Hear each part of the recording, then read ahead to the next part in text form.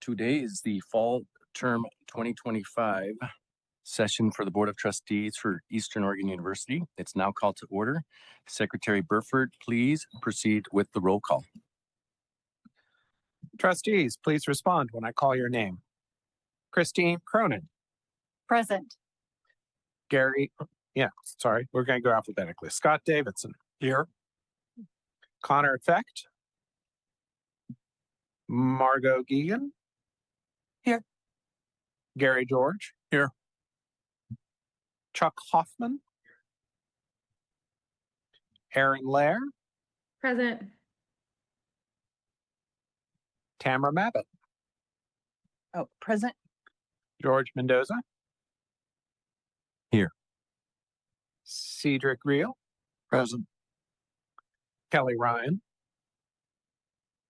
Here. Brenda Smith. Here.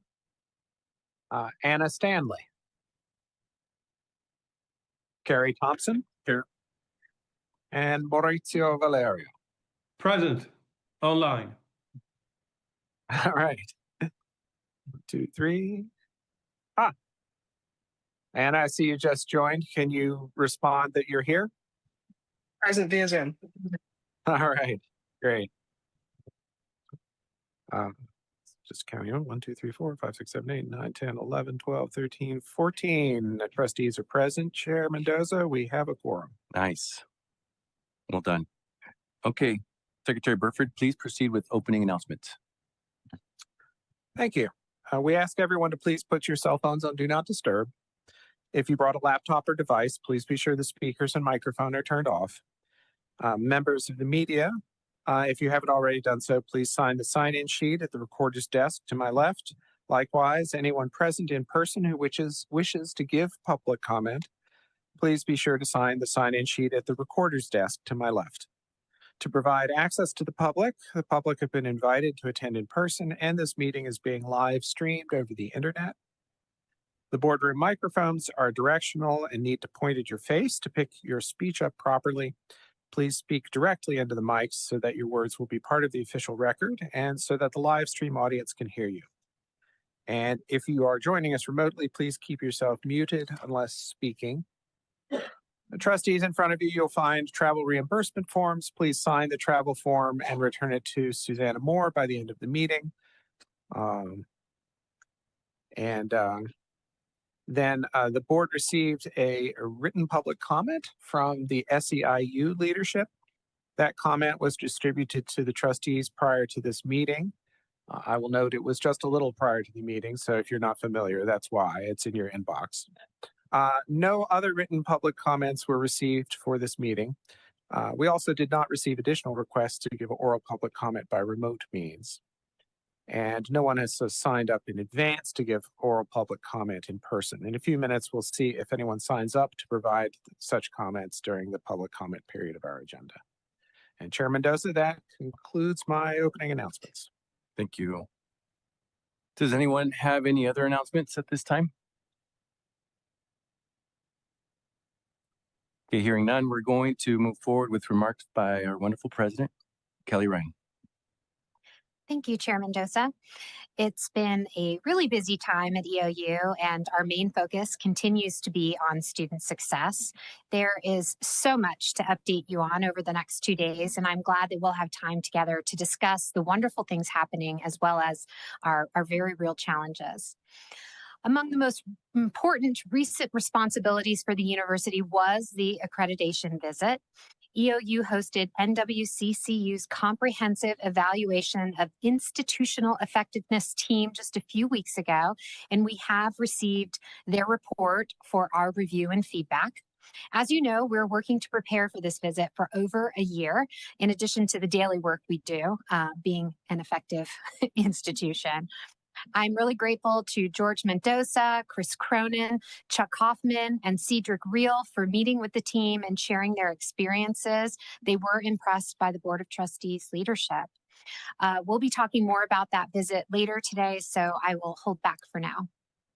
NWCCU also approved EOU's new MA in Educational Leadership, which helps us begin to market and deliver this new degree beginning in the next academic year.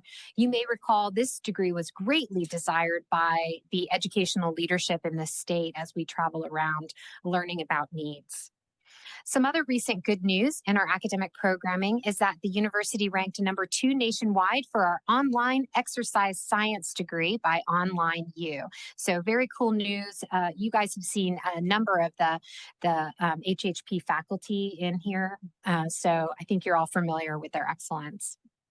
We also received some good press for the work done in Lower Cove Cemetery by archaeology faculty Megan McGinnis and her class of EOU students. They used ground penetrating radar to trace a pioneer cemetery. The class will return with 13 students to complete a full grid of the cemetery. Working in pairs, students are establishing reference points, surveying lanes, and collecting GPR profiles. All of this will later be developed into a subsurface map that ensures that our pioneers' lives are not lost for good. Along the way, of course, students are learning a host of skills, communication, note-taking, ethical decision-making, and respect for people and their histories. We've had another extremely busy and also very successful athletics season.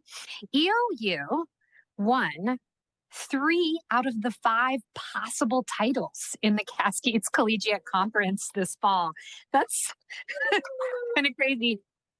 Commissioner Cashel actually texted me on, I think it was Sunday after the volleyball win. He was like, just sent me pictures of all 3 teams back to back. And I couldn't help but just be really awesomely impressed. So the teams are men's soccer, women's volleyball, and men's cross country. So just incredible work for all our coaches, the students, the staff, and of course, our leadership. And in a few moments, Angie will be here, and I hope that we can kind of congratulate her for that work. In addition to this amazingness, Coach Jesse Watson of men's soccer won Coach of the Year. Ben Welch earned his 32nd Career Coach of the Year honor and 14th for men's cross country. So what a dynamo. Also was working in the concessions booth with the team on Sunday, helping to deliver popcorn and soda to all of us, my husband and I included, at the volleyball game.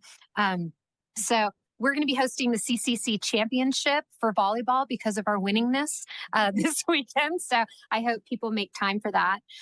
So really big congratulations all around. Of course, we also have lots of arts and cultural celebrations right here on campus too. On Friday, I got to see our most recent exhibit in the Nightingale Gallery, and I got a chance to talk with the artists. And I'm really looking forward to Susanna and Tim have set up an event, the President's Circle, which is our most generous donors at the university, to a special event where we'll show off the gallery, and we're going to have cookies and cocoa too. So it sounds like a lot of fun.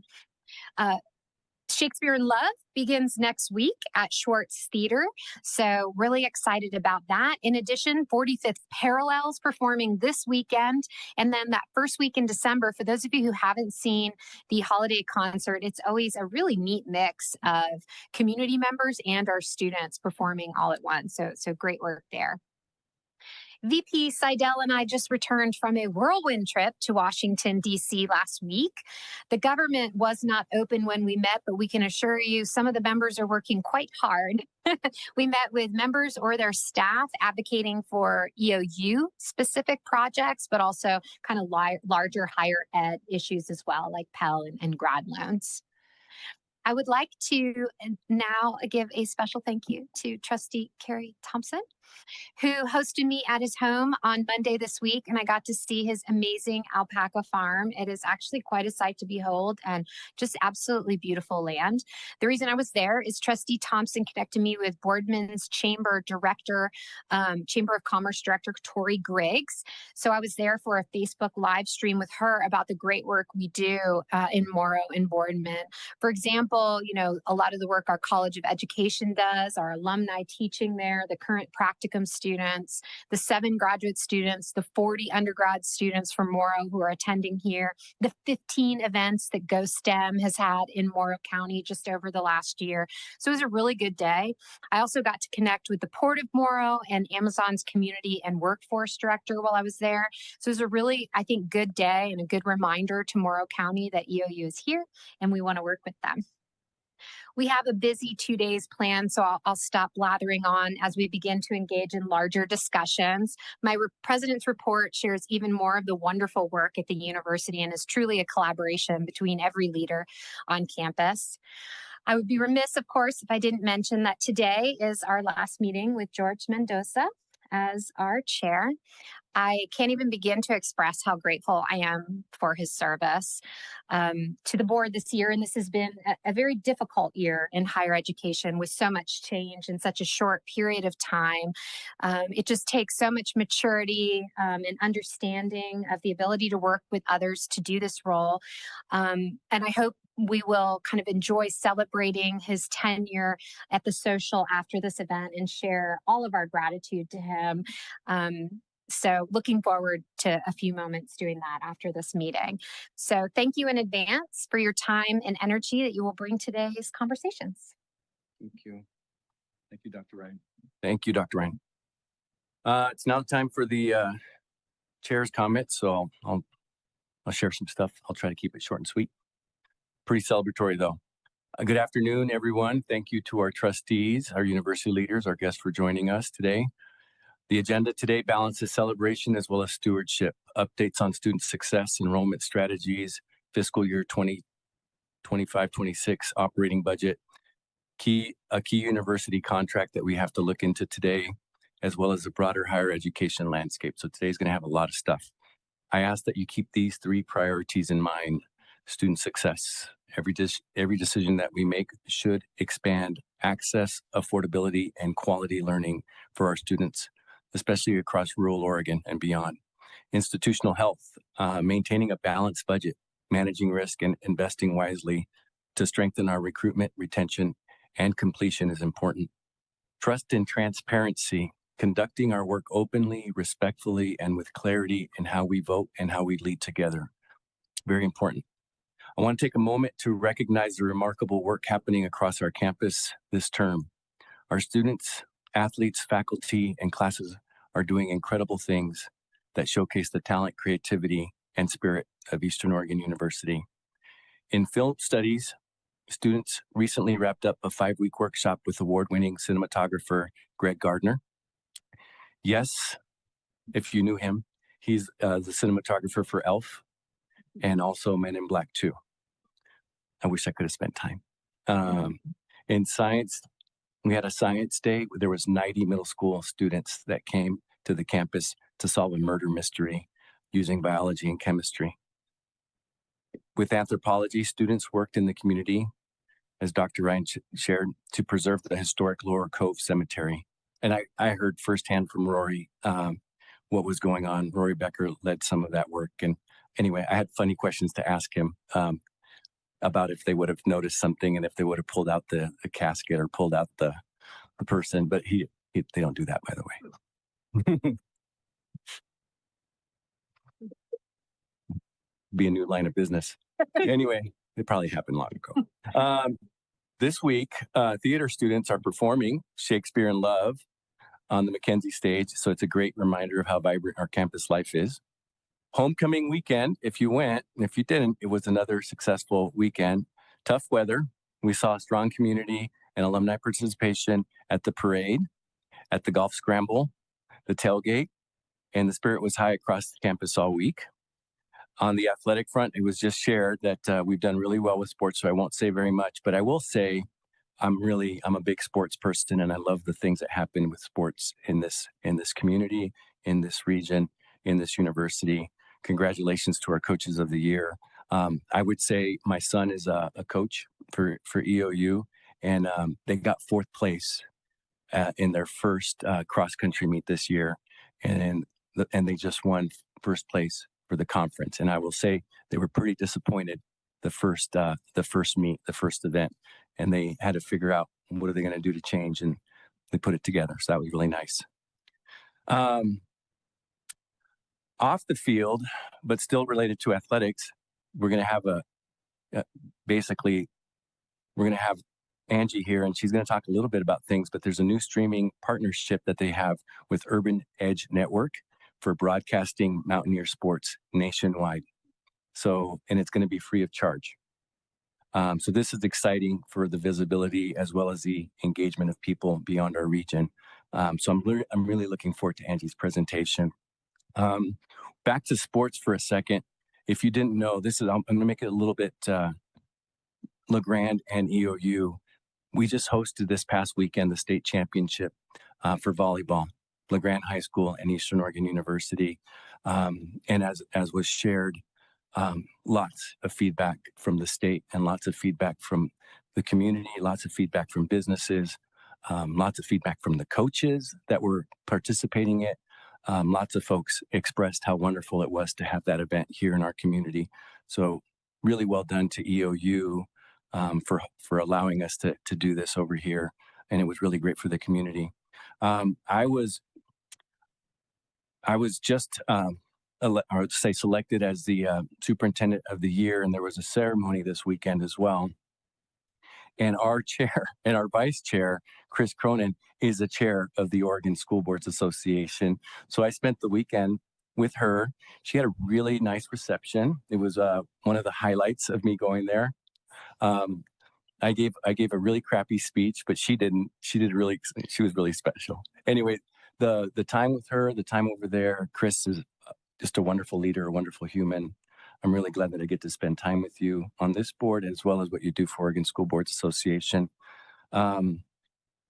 One last thing about LeGrand that I didn't share is that we also the high school won the state championships for cross country boys and cross country girls. So out of the 6 championships that you can get in the state for the 4As, we won 2 this weekend. Plus we hosted the volleyball state championship. So my point was, this weekend was one of those like, man, all is good in LeGrand. And, we had a really good weekend with sports, really good weekend with that. I also want to give a special shout out to Michael Dakota, Tim Seidel, Susanna Moore, Justin Montgomery, Dr. Ryan. They helped to put a video for me together for the superintendent of the year. And had we not had EOU to be able to do some of the things that they do with videos or cinematography as well with multimedia, we wouldn't have what we have. So I think I wrapped it up here. I want to thank you all for being here, for your continued services, your commitment to Eastern Oregon University. Let's dive in. Let's keep our focus on what matters most, which to me, which I hope is to you as well, the student success and continued growth of success of Eastern Oregon University. That concludes my announcements. So moving us forward, now is the time that we ask the chairs of the boards of our committees to update us on the work of their committees. So, Trustee Lair, what's going on with academic and student affairs? Yeah, sorry I had to pivot to virtual this afternoon. I will be there in person with you all tomorrow morning. So academic and student affairs, it was really striking and notable that this is a pretty wonderful committee to be able to chair, because this is where all the good stuff happens, right? Well, I shouldn't say that. If we were arm wrestling, I would try to win, and that is true for this too. But what it is it's such a capstone to our committee days where we really dig into students and what's happening on campus. And it just always feels good. And I think I noted that in our committee meeting this last month as well. We had a lot to hammer out, and kudos to Molly Rockefeller and Peter Geisinger for just hammering and getting so much information to all of us through some really robust presentations. It was a ton of legwork. So we talked about our annual work plan. We also had the Student Affairs Annual Report, which was really fascinating, kind of digging in also to academic affairs and enrollment. Enrollment data are always kind of top of mind for all of us on the board, I know. And so kind of looking into those data and talking about kind of our strategic focus and what we do, I'd encourage all of you to snag the slides from Dr. Geisinger, who did a most remarkable physics metaphor for us around silos and momentum, and all of our little momentum arrows need to be pointed the same direction in order for things to happen. So really appreciated those updates. Talked about, again, like I said, dove into a lot of enrollment data. A little bit of a drop after what we thought was going to be a higher entry point, just from kind of our preliminary enrollment information versus where we landed. So I think enrollment's going to continue to be a hot topic with that committee and flowing into this broader board conversation ongoing. And then, of course, we closed out the day with the Week of Welcome programming highlight. And I made note that it's such a special thing that EOU has really developed out incredibly well, and our students definitely reap the benefits of that.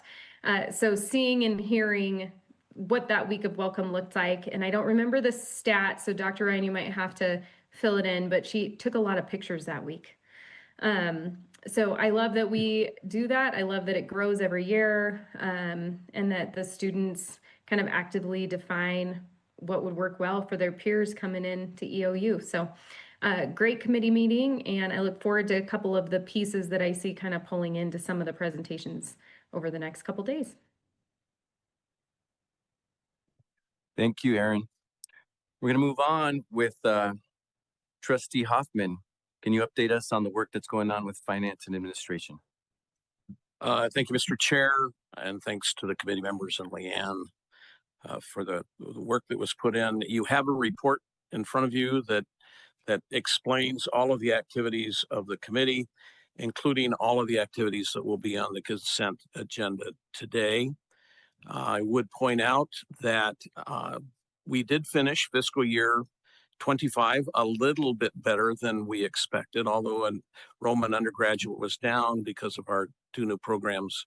Graduate enrollment was up a little bit, made up for it. So as Leanne will explain in just a few minutes, our current budget, which we expected was going to have to tap into reserves some, still has to tap into reserves some, but less than we expected, and will be able to maintain an ending fund balance well above that set by the, well, not well above, a little bit above that set by the board. I would also like to point out that one of the things that strikes me about Eastern in particular is its commitment to maintenance of our physical plant and facilities. There's a report, I didn't attach it to my report, but John Garlics has a report in on the Finance Administration Committee agenda that I urge you to look at, because it's a very excellent piece that outlines the next year or two's work on facility upgrades and maintenance. I've been on a lot of boards where maintenance of capital just falls by the wayside, and pretty soon, 5, 6, 10 years later, you find out, you know, the roof's leaking and et cetera, et cetera. So I want to compliment John, his staff, and the university in general on the work they do. The other thing is, I mentioned this during our committee meeting, and George just mentioned it as well. But I think we all owe the chair a round of applause for being selected the superintendent of the year in the state of Oregon. Congratulations. I'm impressed. That's all. Chair, Finance Administration Hoffman. And now we're going to go to the Chair of Governance Committee, Trustee Mavitt. Thank you. I did have some notes, but they're not with me. So I'm going to take a look at the agenda and see what I can remember. It's always a good meeting. We always seem to deal with topics that are tease us intellectually, emotionally, socially. And last week was no exception to that. I think we navigated some tricky issues well, and I've been thinking and researching since then. And we have at least one of those issues on the agenda today. In addition to that, we had a great. We met the new foundation president and had a great update from Tim Seidel and our new president. We also heard the legislative political update from Tim Seidel. We took a look at the charter review. We also took a look at our work plan. We always have way more on that list. Again, I've said this before, it's not super exciting work, but it's foundational work. And if we miss it at the governance committee and we don't move it up to the board of trustees, we don't know there's a problem until we're in the midst of something and we fall back to our charters and our bylaws and wish we had more clarity. So we continue to work, and I appreciate Chris's leadership on that. Also had a discussion about transparency and review, and then the robust discussion about trustee recruitment updates and ideal characteristics. So it's a really good group. I appreciate everyone's attention, and even the committee members who sat and listened. It's really great to have extras. I arrived early hoping I could do that, and then I got pulled aside. So I try to reciprocate in future months. Thank you.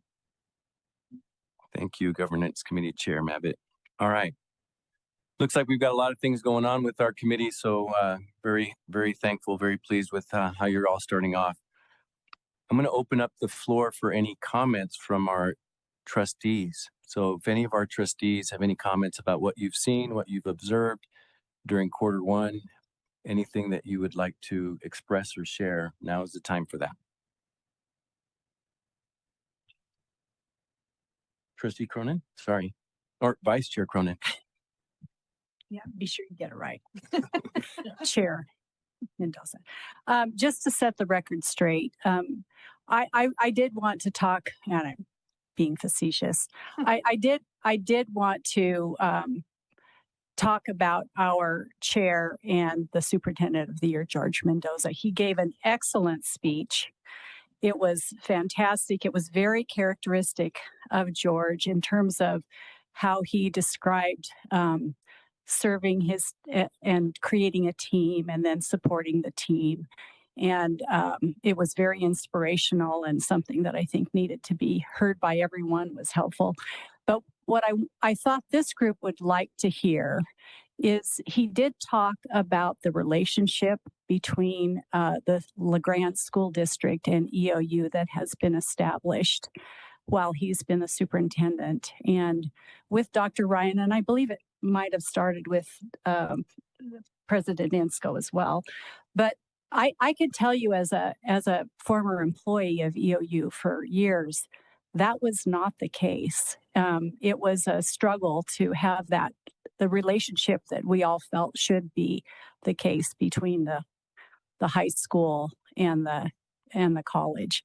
And I attribute a great deal of that to George. And at this point, and I think you talked a little bit about the different ways that EOU and LeGrand School District, it's not just the high school, it's the entire district, is partnering and supporting one another. And it's remarkable and such a benefit to the entire community. And it, is kind of an example, I think, for school districts in terms of the leadership that I personally believe that school districts can be leaders in their communities. And as you expect universities to be leaders, and EOU is, but I really appreciate that partnership. And so I think that's an extra benefit of having had George Mendoza as our trustee and as our chair. So I really want to thank you for that. Thank you. Any other trustee? Anything from Trustee Geegan? If you didn't know, Trustee Geegan was just recently recognized as a distinguished faculty member or student alumni that came from Western New Mexico University. And she's coming back from that high of being with family, being with friends, and being recognized for the location that she went to college at. So really happy for you, really proud of you. Yes. Really quick. Thank you. It was a very wonderful experience. It was good to go home, kind of a come home success story type thing. And I was humbled by the experience, and it just kind of reinvigorated me. So I was so excited. Thank you. Thank you all. Anyone else? Okay, I'm going to move us on. Public comments. Secretary Burford, is anyone here today requested to give public comment? No, they have not. That concludes our public comment. All right. We have a really big day, so let's jump into our agenda for our first regular meeting of the academic year. We will start with the consent agenda. This month, consent agenda items include the following: fiscal year 25 quarter 4 management report, fiscal year 26 quarter 1 management report, internal audit reports on student crisis communication, internal audit report on transparency and access, 25-26 internal audit plan, approval of CLA contract. Are there any items that any trustees wish to have removed from the consent agenda for further discussion? So I guess that's a no. We're going to move forward with the consent agenda. So I'd like to see if there's a motion or a second for this. So moved. Moved by Trustee Reel. I'll Second. Third. I'm going to go with second from Trustee Geoghegan. And Chris, I think we're going to go with the style that you are. I think Cedric might have given it to you to make sure that we follow this as a good process. So you're going to do a poll of our trustees? Yes, board members, please answer yes or no when I call your name, and I will proceed alphabetically. Christine Croney, Yes. Scott Davidson, Yes. Connor Becht, not here. Margot Geoghegan, Yes. Gary George, Chuck Hoffman, Yes. Aaron Lair, Yes. Tamara Mabott, Yes. George Mendoza, Yes. Cedric Reel, Yes. Kelly Ryan. Yes. Yeah. I shouldn't have asked her because the president doesn't vote. Brenda Smith, Yes. Anna Stanley, not here. Oh, yes, you are here. Okay. Carrie Thompson, Yes. Maurizio Valerio. Yes. 1, 2, 3, 4, 5, 6, 7, 8, 9, 10, 11, 12, 13. We have 13 yes votes and 0 no votes. The motion passes. Okay, thanks. I'm going to move us on to the biennial election of the board chair. As we discussed in our last meeting, at each November meeting, we appoint a board officer to serve for a 2-year term. In even number years, we appoint the vice chair, and in odd numbered years, like this one, we appoint the chair. We have conducted the nomination process as set out in the university bylaws. 3 candidates were nominated. 1 declined the nomination. Trustees Hoffman and Reel are the remaining nominees. Each has provided a candidate statement. Hopefully you were able to read it. These were included in the public materials for this agenda item. I have set aside several minutes at this point in the agenda for trustees to ask questions that they may have for the candidates. So, trustees, I welcome any questions that you might have of Trustee Hoffman or Trustee Reel.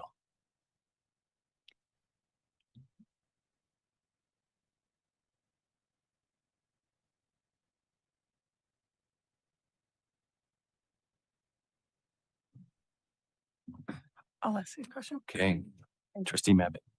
I'd like to hear from both of you, what one thing you might change, if you are elected president.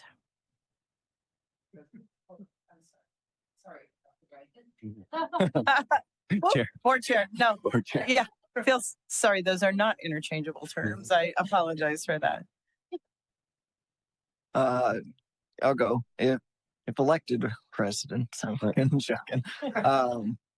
No, I appreciate the question. If the board were in the consideration and to elect me into the chair position, I'd want to keep the momentum going and or build upon board involvement outside the boardroom. It's a conversation that's come up this year, but seeing more of our faces, we all have busy schedules, but having a higher presence within my capacity to give those conversations, to be getting to commencement, visiting some of those different university events. I think that there's ways for the board to creatively be involved in other ways. And I'm not necessarily saying just on a charity standpoint, but having our faces and our foot out there, I think is a big part of being a functioning board within a university climate. So I would like to focus on some of those aspects.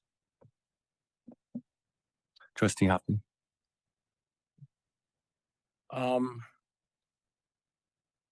I have several things that I would hope to accomplish, but if since the question is what would be number one on that list, I have been a big proponent of getting a board executive committee put together. This is the only board I've ever served on that didn't have an executive committee. I think there's a lot of business that can be taken care of by an executive committee in between the regular board meetings. So yeah, I know that's on the agenda. I know that the governance committee is planning on getting that done. I guess one thing, if I were chair, I would do is try to help shepherd that process along and get that constructed to the board's satisfaction as soon as possible. Vice Chair Cronin. So it's kind of two questions, but I'll count it as one. I would like to know how, from both of you, how you would like to be supported by the rest of the board, and particularly, I'm the vice chair at this point. How would you like to be supported? And then also, how would you see your role as supporting the president? Yeah, I think being supported in the role, it starts with communication, and it's both ways. It's not just up, down, or downward, upward. I'll drop the name of our previous board chair, Richard Chavs. I really liked his approach. He made me feel very welcome when I was first on the board, and he would meet with members in person, if possible, and have longer conversations. So when I'm thinking support, I did envision that if I were in that position, that we would have a conversation and more than one, and be able to sit and you're in John Day. Maybe I'll come to you at some point, but be able to have a conversation in person, be able to actually discuss, plan, facilitate. Obviously Zoom's fine, but the more we talk, that's really where I see the support, having clear channels of communication. In terms of supporting the president, I think it continues off that. I think I alluded to some in my writing, but a big thing at the AGB conference a couple years ago, I made an effort to go to 2 different conversations that had to do with university presidents. That was the first year that President Ryan was here. Talking about the retention of them in a climate in which a lot of universities lose them really quickly. And so constantly learning and trying to make, and well, we're past the make her feel welcome point now, right?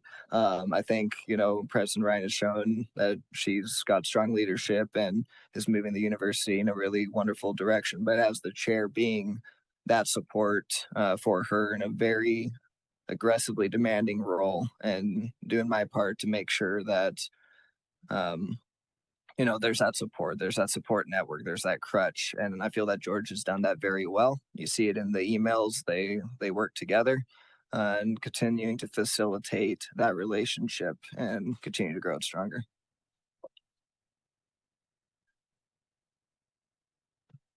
Well, I put in my statement that my leadership style is one of inclusivity. And I think the members of the Finance Administration Committee understand that. I try to involve all committee members and make sure their voices are heard. So I have a lot of experience doing that. I have had relationships with presidents and CEOs for many, many years, and I'm very proud of those relationships.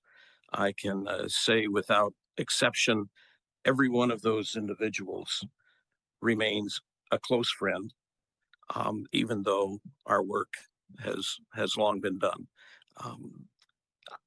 I believe I have a very good relationship with our current president, and I look at it as a partnership. I have a pretty clear understanding of the line between policy and procedure. There's always a tendency to test that line, but it's a healthy yin and yang. So, yeah, I guess to answer the question specifically, I think that being able to have a relationship with the CEO, the chief executive, is a strength.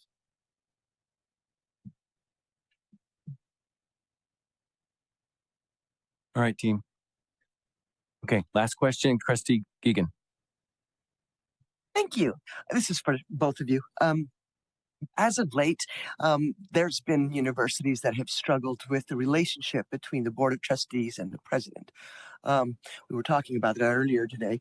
Western New Mexico University is an example of that. The line between independence, it kind of got blurred between the president and the Board of Trustees, and it was a disaster, as you can imagine. If you could Google it, you'd see it's a disaster. Anyway, can you speak to your perspective on the importance of independence between the Board of Trustees and the president? I mean, we definitely want to support the president, of course, but we also have to remain independent because of the nature of the work that we do. So if you could speak to that a little bit and your dedication to that, that would be awesome. Thank you. From my personal experience, I think keeping clear lines is very important. I also spoke to this a little bit, but I was within a unique position in which I was serving on the student government and was a student trustee. And I worked very closely with Chris to make sure that I was doing my role effectively and wasn't blurring those lines of responsibility. So I'm well versed in that understanding and respecting President Ryan and her responsibility. And that goes, I think, partially related to also the last question in that, there's a support, but there are clear lines. We have very clear bylaws. And if there are obscurities that are found, this board does a good job talking about them. And so if I were selected chair, I would make sure that that was on an agenda. If there were any discrepancies, working with Chris to identify those, to make sure that we're maintaining those very clear lines of responsibility. I think that would be very important.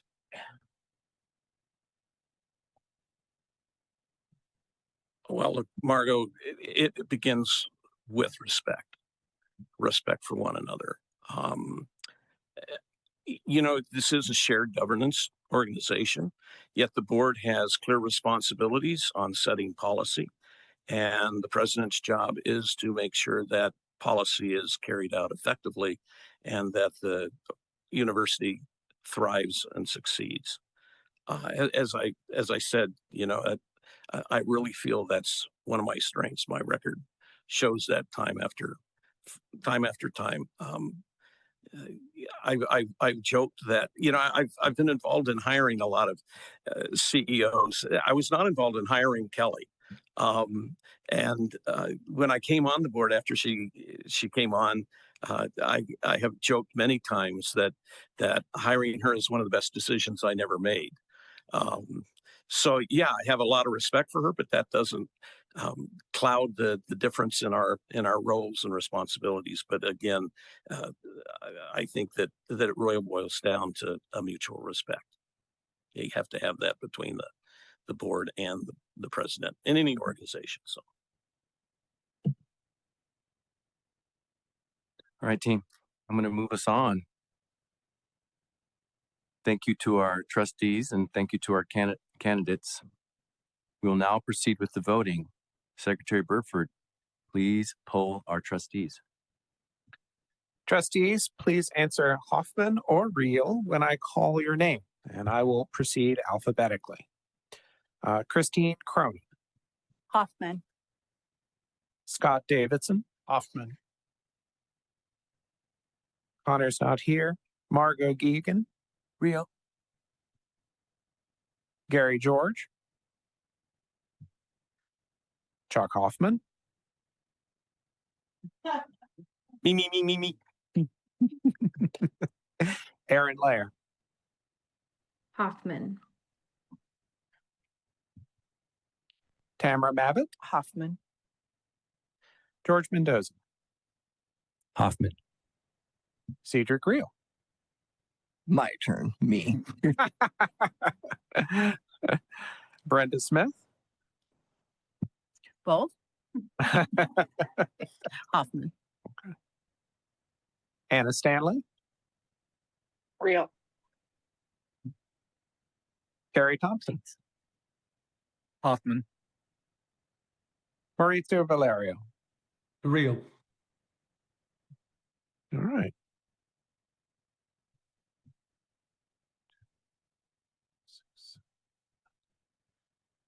We have, I'm going to double check. 1, 2, 3, 4, 5, 6, 7, 8, 9. 1, 2, 3. We have 9 votes for Hoffman and 4 votes for Reel. Thank you, trustees. Congratulations to future board chair Hoffman. And then also congratulations to you, Cedric. You're an impressive young man.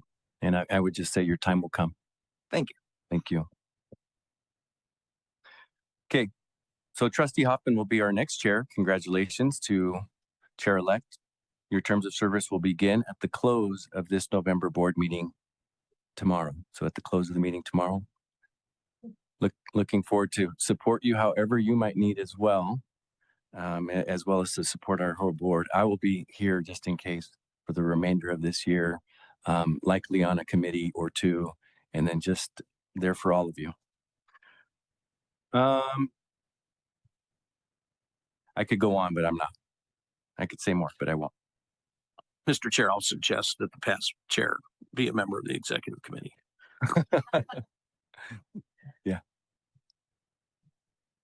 Yeah, I think something that just there to support. I'll say that too for everything. Thank you again. Now it's time for our wonderful athletic director, Angie Weisenfluh. Up next is Angie with student athletes here to join us and provide a brief description regarding the excellent performance, bless you, both on and off the courts or the fields. Angie, thank you for joining us today. The floor is yours. You have about 30 minutes for a presentation, and please make sure that you allow us some time to ask you questions or to share some comments. Come on up. Up front, yeah. And just remember, poke the button to turn the mic on and the light will turn green when you're speaking. And when you're not speaking, just turn it off. Okay. I'm Angie Weisenfluh. I'm the Director of Athletics and the head women's basketball coach. I appreciate the opportunity to be here to discuss our student athlete leadership committee. I have invited 2 of our key leaders, not only in athletics, but here at the university from a student standpoint, to talk about some of the roles that our student athlete leadership committee takes on and plays. But before I do that, and before I turn it over to them for introductions, I would like to just recap a great fall season.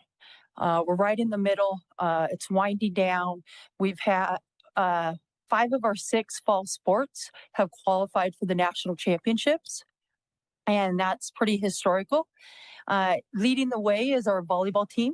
On Saturday, they were able to secure their 10th regular season championship out of 12 years. And they are currently ranked #1 team in the nation. And we will be hosting the Cascade Conference tournament starting tomorrow through Saturday. And then our men's soccer, again, historical, won their first regular season championship in program history, and a pretty impressive fashion. They were undefeated, and Jesse Watson, the coach, was named Conference Coach of the Year, and they're currently ranked 24th nationally. Our men's cross country won the CCC championship, and they went in as underdogs, and they're currently 6th in the nation. So does that tell you how tough a conference they compete in? Ben Welsh, our coach, received his 14th overall Cascade Conference Coach of the Year. And I believe it's around 35 for him total because he's also our track and field coach. Our women's cross country, they earned a berth as well. They are currently 16th in the nation, and so they received an at-large bid. And then our women's soccer team, they received the second AQ for the national tournament. And as of, I was kind of paying attention to it back there, as of about 10 minutes ago, unfortunately, they lost in the conference championship to College of Idaho in double overtime. So pretty impressive there. On top of our athletic performance, we also have had 54 student athletes garnish academic all conference. And that is not including our football. Our football team competes in the Frontier Conference, and that academic all conference team has not been released. I would like to 54 is just a number, but that's a number we're really proud of. We have increased our recipients for the last 5 years each year. Just 5 years ago, we had 36. So see an improvement there as well. Now, I don't want to take too much time. I do want to turn it over to these incredible leaders. Like I said, they're not only strong leaders on their respective teams, but really play a real pivotal role in our leadership within our athletic department and the university. They serve on different committees, different clubs, and organizations within the campus, not just being a student athlete. So at this time, I'd like to introduce to my right, Miley Mills. She's from Boise, Idaho. She's currently a junior on our volleyball team, and she is majoring in business administration. And then Morgan Watson from Louisiana. She is currently a sophomore on our women's basketball team, and she plans, she's majoring in biology, but plans to be a doctor, pediatrician, right? Or pediatrics? Is that correct? Okay. So I would like Morgan to start, and then Miley will bring us home. Hi. Like Coach Angie said, my name is Morgan. First, I just wanted to thank y'all for all that you do. EOU has really been such a great experience for me the past 2 years, so I really appreciate y'all. So in September, I attended the ASA Leadership Conference, and a lot of what we talked about was how as members of a team, we create the culture that we want, and that coaches do play a pivotal role, but for the most part, we're the ones who are around each other every day. And so I think ASA, which stands for Association of Student Athletes, is so important because we're able to come together just as representatives from each team and really just see what's working for one team, see if we can implement it for our team. I think going back to just the culture of EOU and the culture of EOU athletics, like Coach said, I'm from Louisiana, so coming here and not knowing anybody was pretty scary. So being part of the basketball team has been just such a blessing for me. And not only just the basketball team, but the culture around EOU athletics. I'm so close with people from all different sports, guys and girls, and it's just because of the culture that we've been able to, and before I was even here, just the culture that we've been able to create. So ASA is that we meet once a month, and we have one representative from basically every sport. I think we're missing one or two sports, but we'll get a representative soon. But yeah, so we meet once a month. We talk about ways that we can implement leadership. We talk about just different ideas. A couple things that Miley's gonna introduce to us. Just a couple things that we have going on. And yeah, it's really impactful. It teaches us leadership skills and allows us to bounce ideas off of each other. So yeah, thank y'all so much. Sorry, my voice is a little hoarse, but thank you, Morgan. And thank you, Coach, and thank you, trustees, for having us here. This is super cool to be here, and it's just really cool to get a glimpse into what you guys do and be a part of a meeting. I'm Miley. Like Coach said, I'm on the volleyball team, and I'm also a member of ASA. Morgan forgot to share this, but she's our president, so she does a great job for us, and she does a really good job of running those meetings for us once a month, and so on. And like she said, I feel like the biggest thing I take away from ASA is just the collaboration aspect of just getting different kids who are leaders on their respective teams to come together and talk about ideas that they bring into their practices or things that they maybe want changed within their own sports teams or with athletics as a whole. It's just a really good opportunity to get that, I guess, collaboration once again and meet new people and get to know them, so on. So a few things that we have implemented this year that have been really exciting so far is we decided, this is something that we implemented last year, so I apologize for that, but partner teams. So the essence is each athletic team, so we have, women's basketball, volleyball, men's wrestling, so on, is partnered with another team within EOU athletics. So for example, this year volleyball is partnered with men's wrestling. So what that entails is last year we didn't do a very good job of making sure teams knew what we wanted it to look like. But I would say the best example of just showing that was women's lacrosse and women's basketball. So essentially, the biggest goal is for our teams to support each other in every way possible and make sure that, again, like we're meeting those people on those teams. And again, the just support aspect is there. So something that women's basketball and lacrosse did really well was, for example, like during women's basketball senior night, lacrosse went all out and decorated their locker room, got everybody a basket, and of course showed up to that game and cheered super loud and made posters and was there in that supportive aspect. And then bouncing back, women's basketball would always prioritize going to their games and making stuff for their senior night. And that was just a really cool thing to see last year because it was something that we didn't really advertise well and people were unsure about what they needed to do and what that looked like. So going from that and carrying that over into this year, we tried to make that known and use them as a model example of what we wanted that to look like for our partner teams this year, which changed. So going into this year, my favorite example is to use right now volleyball and men's wrestling are paired together. And we sort of took a different route and we had this idea to start a prank war with them. So everything's been all for fun. It's been good. It's been cute to see the different ideas we've come up with. But that was, again, it's just a sort of interaction that we didn't have before. And now I know a lot more men's wrestlers now. And again, it's just something more that we can talk about, new faces that we're meeting, a little bit of rivalry almost, just different relationships being formed. And that's been super fun. And with this, one of the topics we talked about in our first meetings of ASA was, okay, well, how are we going to make sure this is being prioritized within teams? Because again, last year we didn't advertise it well. Not many teams knew about it or what they should be doing. So we came up with the idea of doing a Golden Mountie scoreboard. And with that, our representatives on the teams in ASA came up with sort of, again, like a scoreboard of how to keep track of what teams were doing what to support their partner team. So factors like going to each other's games, getting each other gifts, participating in prank wars, they're all on that little scoreboard. And other important factors such as community service and GPA and attending on-campus events. That's another thing that we really tried to incorporate this year with ASA and making sure we all know about that within our teams. And again, getting that other just outreach for us to be a part of campus.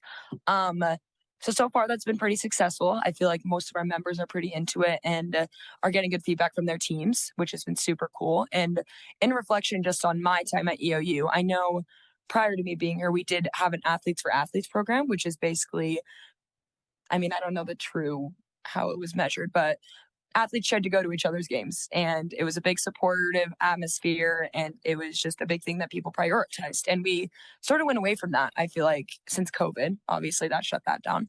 But this year I feel like that has been the biggest difference of having athletes on their own respective teams wanting to show up for different sports teams and be that support and cheer loud and just meet new faces. I feel like the interaction aspect of my freshman year on campus with just intermingling with other teams, whether that's the training room or seeing them on campus or ASA meetings even, has gone like through the roof. And so that's been really cool to see. And again, I feel like it does have to do with aspects of like the Golden Mountie, or even then just having members like Morgan. And we have a lot of other great members on ASA who are willing to take that step forward and again, add to that culture that EOU sports has.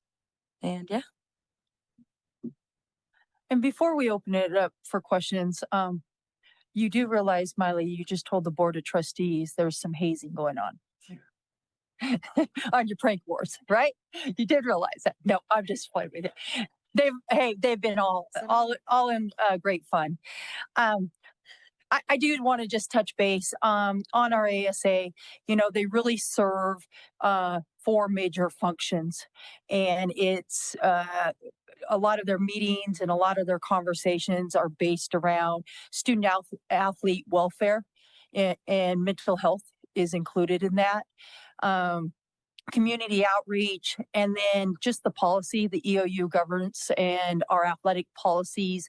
You know, we've got policies based on competitions. We're only allowed to miss so many days within an academic term. And those are kind of things that they weigh in on. We have a policy that we are required to give our student athletes 1 day off of all related athletic activities. And those are things that are brought forth to us by our ASA, as well as just our servant leadership. Our student athletes and our coaches do a tremendous job of not only building connections within the department and on within the university, but we want to make an impact within our region as well, in our community. So last year on our community outreach and our servant leadership, we were able to give back 9,000 hours collectively. And 9,000 hours is a lot of time. And it makes a big difference. It makes a big difference. That helps with the support of our student athletes. That helps with our, building and cultivating donor relations, our alumni. So really, we want to make sure that when we are doing like Athletes for Athletes or our partner, that it's kind of a grassroots effort and that our student athletes are behind it. It's not from the top down. And she alluded to that we rolled this partnership out last year. And we intentionally didn't come in and say, hey, this is what we want it to look like. We wanted to make sure they made it what they wanted it to look like. And throughout the year, different things occurred. It wasn't just about women's basketball and lacrosse, but I do think as an organization, they saw that, hey, we can do better. We can do better and we want to do better. And so instead of us coaches, I'll throw my coaching hat on now, saying, hey, you have to do this. Student athletes are told a lot that, and I see Cedric. He was a former student athlete. We tell our student athletes when to show up, what to wear, how to do it, study table. We're telling them a lot.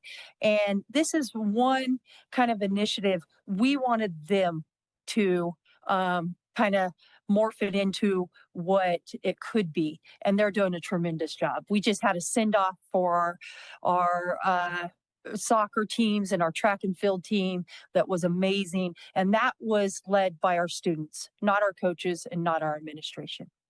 So I'd like to open it up for questions. Go ahead. I have never been invited to a send-off, and I'm officially unhappy about it. It sounds amazing. Please invite me. What the heck? I think everyone knows I'm incredibly impressed with our athletics department, our incredible leadership, and the amazing students. And I will say, Miley, after seeing you on Sunday, it does not surprise me that you're hoarse today. I still have you yelling EOU in my ear, and I love it. Love it. Thank you for being here. Okay, we have about 5 minutes for any questions or comments for the athletes and for Angie. Trustee Real. Yeah, I was just curious. Louisiana, that's a long way away. And I think that shows just how awesome the reach of our athletics really is. But I was just curious, how did you hear about EOU? What told you that this is the program that you wanted to join? Well, my dad's from Portland originally. He moved down to Louisiana and stayed down there with my mom. So we would visit Oregon a lot, and I just loved Oregon. So I knew I wanted to come to college up here, hopefully. I toured a bunch of colleges around Portland and like U of O and stuff like that, but I just didn't fall in love with any of them. And then I came here on a tour. And actually, I wasn't going to come here for basketball in the first place. I was just going to come to EOU because of just where it's located, and I just love the campus. And I like the small classes, especially in like biology and chemistry. It's nice to have that interaction with professors and stuff. And then my dad would not stop bugging Angie. Please get her on a visit. She wants to come here. She played basketball. And so, yeah, coach gave me a chance, and yeah, so that's kind of how I got here.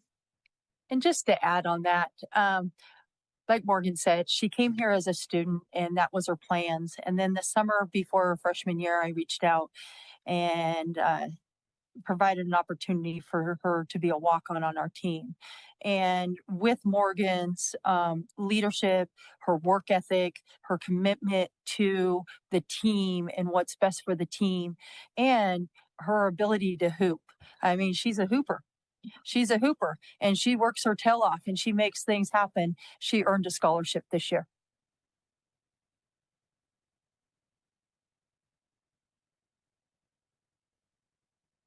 Trustee Keegan.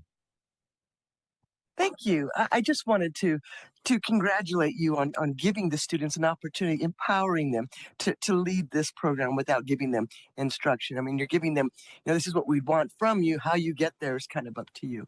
And I think that that's a wonderful learning opportunity for the students. That it goes well beyond a classroom because they learn how to take ownership of something and how to execute it, which is very important. So I just wanted to congratulate you on that.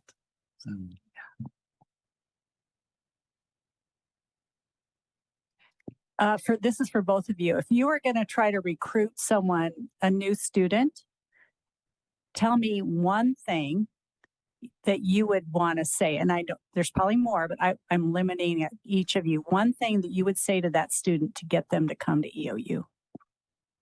And also, I just want to say, I think Dr. Ryan actually wants to get in on the pranks too.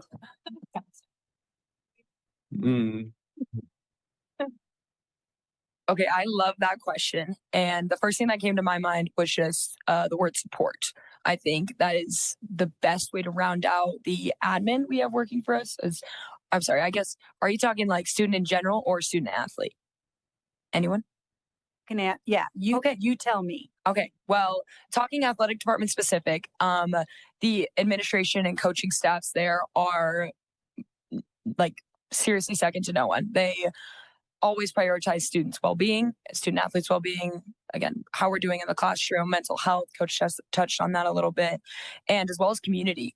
I think that has a lot to do with just the size of LeGrand overall and community members, to be honest, who are so willing to come to games and to support us and to make us treats for after games. There's just so many upsides to it, and it really was a drawing factor for me in coming here. I just felt like, again, Morgan threw out the word culture a lot. That was the biggest takeaway. Is it just feels like something that has been worked on so heavily and so well-rounded, and just a place where someone can succeed pretty easily because of the support systems. My word just kind of goes straight with Miley's community. I think if we talk not athletics, just student, like even just something like this, like the ability to come here, you know, and sit in on these kind of meetings and have really good one-on-one time with professors to understand material. And everybody wants you to succeed here, whether it's in athletics, whether it's in the classroom. So yeah, I think that's what I would say. Got the best. Final questions, comments? I'll end with this for everyone.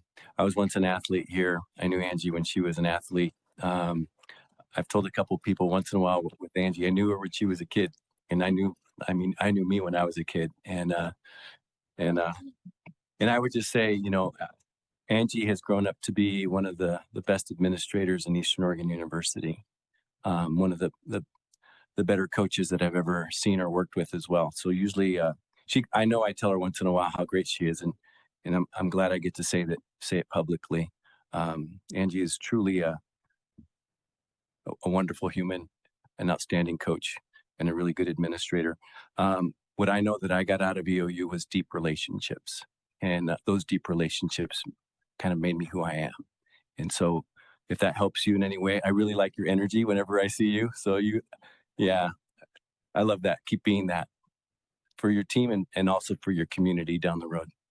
Okay. Very thankful for you, for all of you and all that you do. Thank you for helping out LeGrand School District too. You guys, if you didn't know, our athletes from EOU also come into our schools and visit with our students, and they work as mentors and as coaches. Sometimes they come in and they spend recesses, and they go out to recess with our students. They go and have lunch with our students. They spend time and make connections.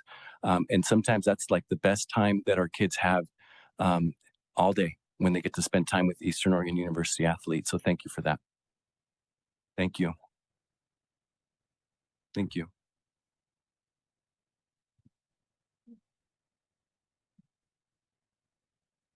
Okay, it's actually 2:11. We're actually only about 6 minutes behind, so we're doing really great. We're now going to talk about enrollment strategies. I'd like to invite President Ryan to share with us a presentation and discussion on Eastern Oregon University's enrollment strategies. President Ryan, when you are ready.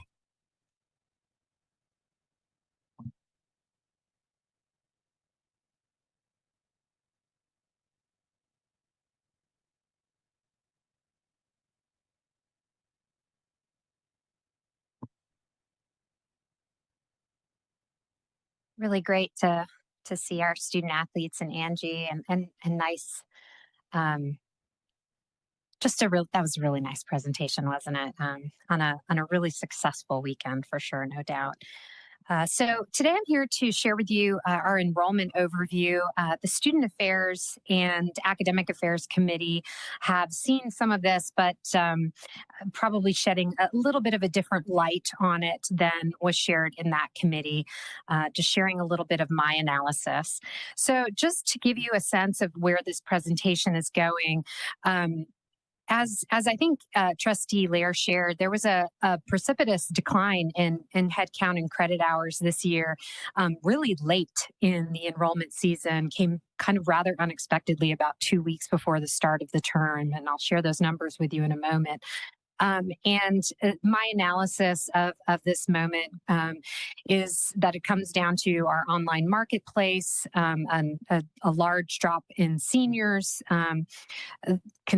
considerable issue with transfers that are ongoing. And then kind of smaller issues in the enrollment profile come from retention and then a drop in first-year students. With every story that's told, of course, there's always a silver lining. And in our case, our retention and first-year numbers, when looked at in the long term, are still on the course towards improvement. Our graduate student numbers continue to grow, as Trustee Hoffman shared, and our growth in on-campus students is also an upward trend that we've seen for a couple of years now. And at the end, I just want to share that among the most important things I think that we've seen that affected our enrollment is that our graduation rates are actually improving, and that's about the most important goal we can have as a community. Into the numbers, though. So if you look all the way over there at the fall 2025 column, you'll see that we did have a decline both in headcount and in credit hours this year. We had, of course, a large jump in numbers last year, nearly a 4% enrollment boost in fall 2024. And the headwinds that we often talked about in our committees and in the board last year certainly came to fruition. And we did see these losses. So I'd like to dive into these numbers a little more deeply and show where the major issues in our enrollment pipeline are, because we're accounting for 190 student difference over what we saw last year. The first place we want to really examine is in our online numbers. As you can see here, we have, looking at that top column there, our overall online head count is down 91 students from last year. That's a 7% drop from where we were last year. And I know I've showed you slides before about our head count, both part-time and full-time. I've had some concerns about those numbers for a little bit. One good spot in this is we're starting to kind of see stabilization in our full-time headcount, as you can see there, from 2023 to 2025, much greater numbers than we had seen in the full-time column than previous to that, which supports our overall credit hour growth and stability there. But we have seen drops in part-time that are rather precipitous. Online enrollment is so important to the mission of EOU. This is the area where we're serving our working adult population. And again, living where we are in a geographically isolated region, it's just incredibly important that we're able to reach this way. Moreover, online does pay for our on-campus experience if we're honest with ourselves. And so this is something that we continue to need to pay attention to help us fulfill our larger mission of serving rural Oregon. Diving into why these numbers exist, I think it's important for us to take a look at where we are overall in the online market. I asked our partners at RisePoint to share with me some data about both Oregon and the national market. And you can see that from the pandemic the online market has reduced considerably, but is returning to growth beginning in about 2023. I think your slide is blocked by my my menu here. Apologies for that. I'll just jump into the next slide because I lost my thing. I think you can move that menu. Oh, I can? Yeah. And you might be able to get it to go over to the side. Or Gib can move it.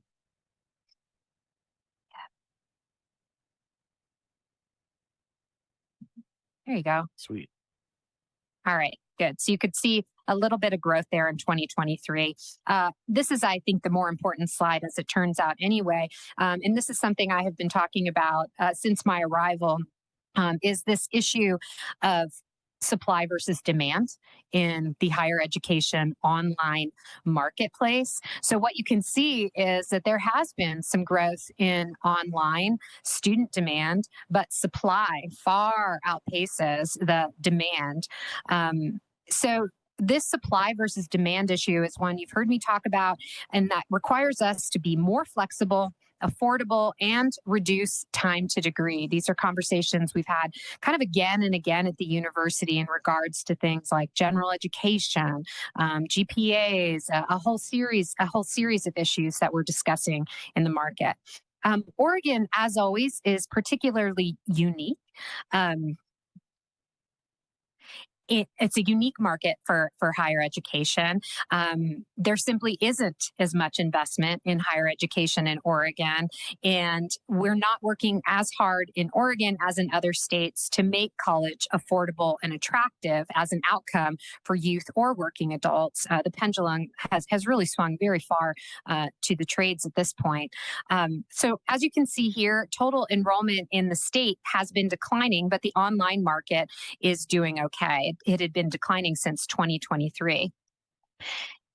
And in terms of the online marketplace in Oregon, we are the 5th largest provider, which, we are not the 5th largest institution. So this is actually a considerable coup for an institution of our size and suggests our ability to be nimble and flexible and increase time to degree, putting a little bit more effort into that. One really disturbing trend that I've shared with the deans and with our executive leadership group, and then in Washington every 20 seconds when Tim and I were there, is that we face real issues in Oregon with the national universities. As this slide shares, 41% of Oregon residents are enrolled in a program outside of this state.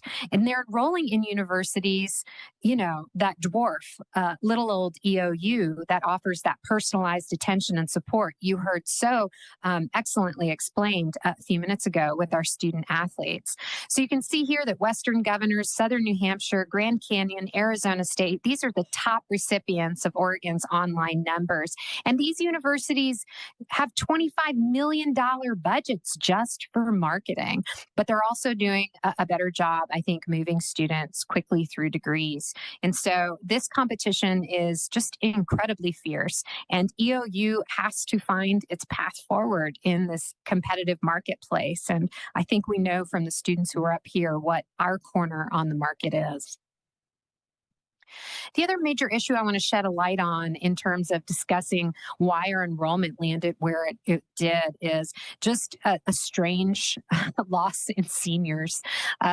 We had historically had about 800 seniors, as you can see in this slide. And this year we have 685 seniors. Seniors aren't people you import into a university. They're students that you grow and develop over time. And as you can see, there aren't numbers in this slide that account for that big drop, right? In seniors, that loss in 117 students. And there is somewhat of a bright spot here, and that is, as we've already shared, our 4-year graduation rate really jumped last year, and that's just incredibly good news. As you can see, our students graduated 2021, our graduation rate increased more than 7% between 2020 and 2021. That's the kind of news that, you pop open champagne bottles for. But unfortunately, I'm sharing it in this context instead. So we'll have to have champagne later. I would note, our registrar sent me these numbers about our undergraduate awards here. You can see that we had 626 last year versus 588 the year before, and have typically been there or below in our awards. So we did see more students graduate. So there was, I think, a backlog, I think you would say, of some of our part-time students. That certainly bore out in, we do meet with the online students who come to graduate. We have a little event out in the quad, and a lot of them shared with me they had been working on their degree path for many years, and it was exciting to get to talk to them because they were excited to be there in this moment. Our most important work involving more students to graduation, whether it be in the 4th year or the 6th year. So this is something to celebrate, but it does feel a little bit like a punch in the gut. At the same time, when again we look at that incredible enrollment leap that we had last year, this could be seen as more of a leveling out. And just by way of explanation, we also gave out 25 more certificates last year. Thank you, Registrar. But there's still work to do, right? This isn't the end game. Our goal is not to stop at nearly 40%, right? We need to go higher and higher and higher. There is still work to do. I've shared with you this slide. This was sadly one that I updated. Though we have continued to work on transfers, our numbers just aren't really turning a corner there. And I think that there's a lot of issues in this area. We continue to work on transferability. The state has stepped in, which I think is, a positive development for the state to help us move students through and more easily transfer credits. We do a good job transferring credits already, though. I mean, when I came to EOU, that was a a good system in place. We're continuing to work on that. If you look at the national picture, you can see that Oregon is 5% below the average of transfers from community colleges to universities. And then we have a kind of miserable 11% graduation rate for transfers when you compare it to the 16% nationwide, which is arguably also miserable, right? So a long way to go, both in state policy as well as EOU success in moving students from institution to institution. As always, bright spots exist. Our top 6 or 7 transfer institutions continue to grow. BMCC remains an excellent partner to the institution, and we communicate with them regularly and will continue to. So our retention rates are another area. This one's a kind of more moderate, I think, issue for me. So a loss in retention of 2 percentage points this year, and more than any other number that came out in our enrollment funnel this year, this one hurt me. That's 94 new freshmen who stopped out or transferred, and 108 new transfers. If you look at what a 68.6% retention rate means, this just counts our new first year and our new transfer students. So we're never going to have a perfect number with retention, right? Students have lives and things happen there, but we need to permanently get to a range of in the 70s, the 70th percentile range, to have a healthy enrollment profile and to build out our graduation rates for the long term.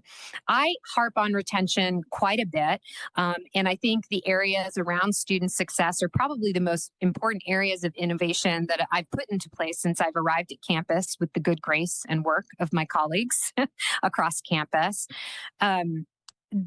Again, the connection between retention, persistence, and graduation is important. This is our mission. This is our value. This is the work we do. Admittedly, rural is hard. Rural retention rates are harder than our urban and suburban peers. I get it.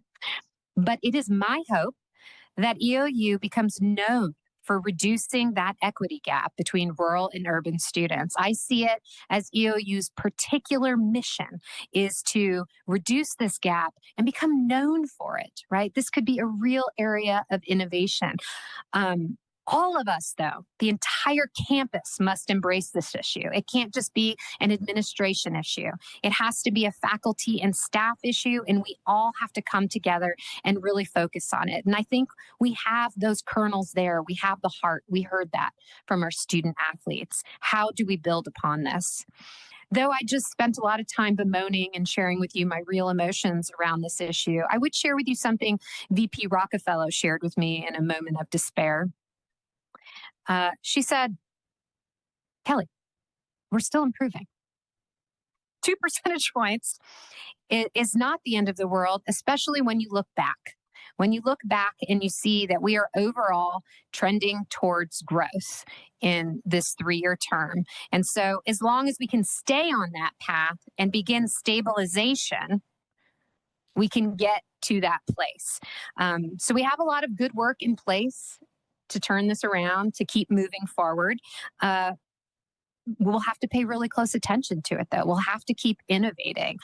We have to keep being able to disrupt the way we do things. Doing things the same old way won't work in this era.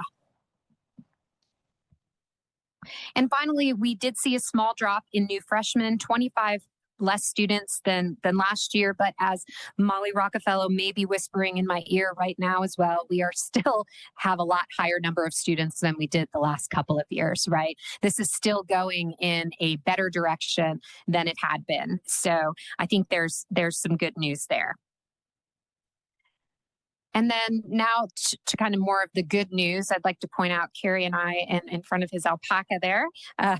Good picture. You can see our wonderful Veterans Day, Peter Werdelman, Amy, and some of the students that we brought in for the Investigators of Science event.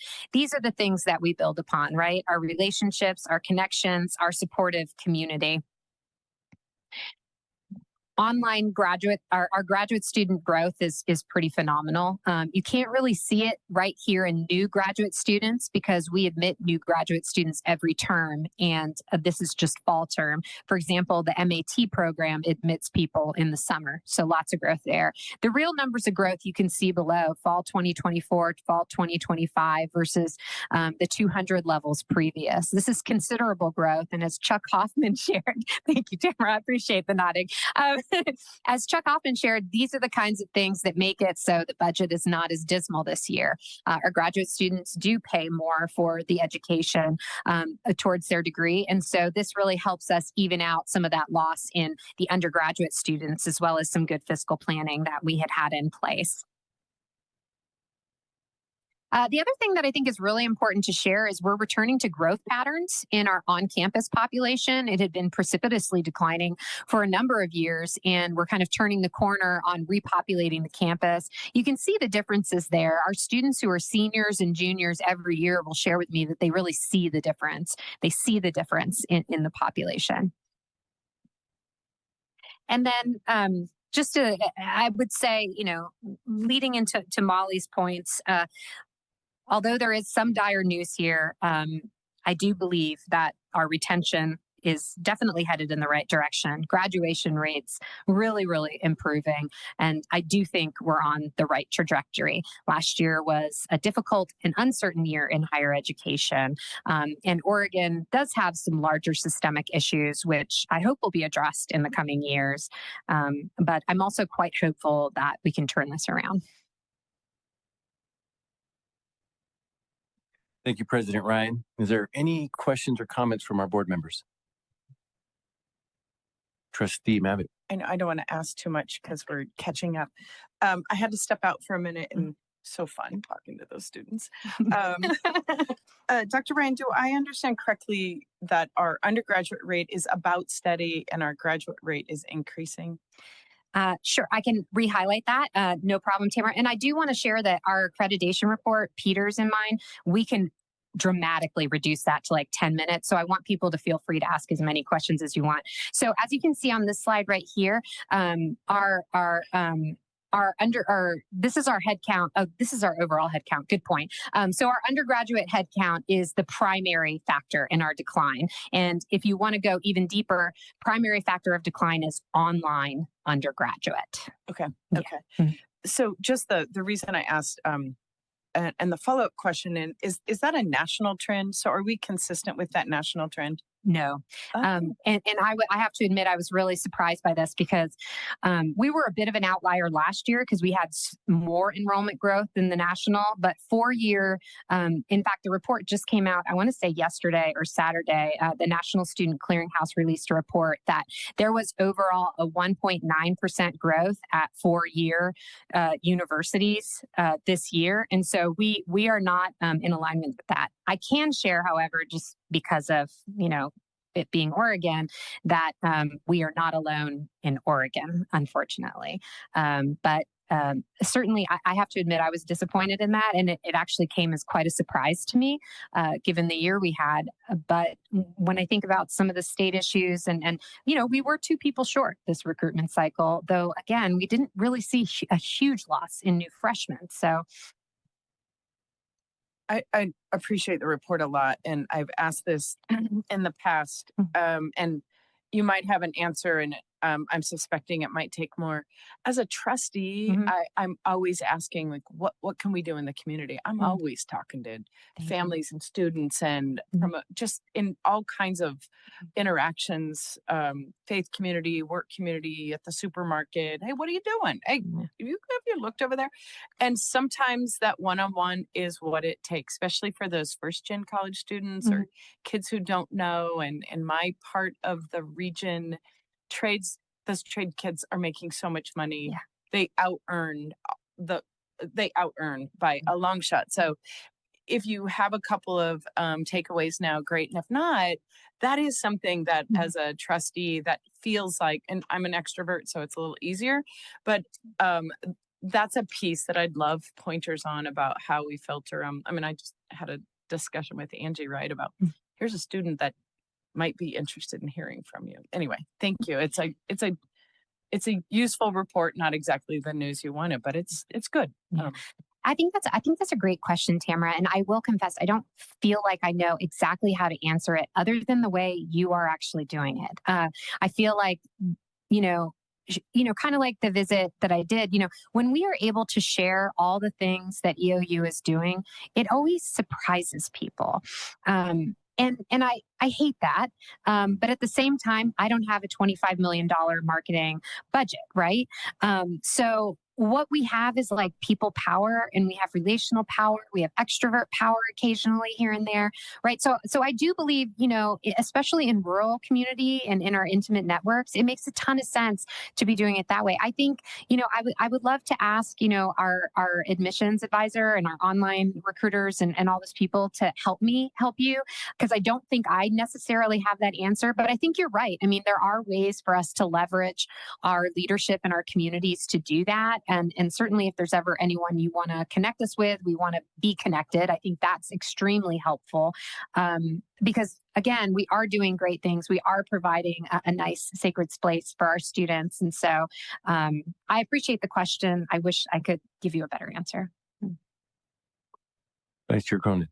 Well, I was just I don't know if this is even a fair question. Do we, regarding your concern about online enrollment trends, and you've talked about that, some of the reasons, but do we have the ability to drill down even further and figure out what other influences? I was impressed by the slide that showed, Oregon State has the highest number of students, and then 3 community colleges, and then EOU. Well, EOU is unique in that group.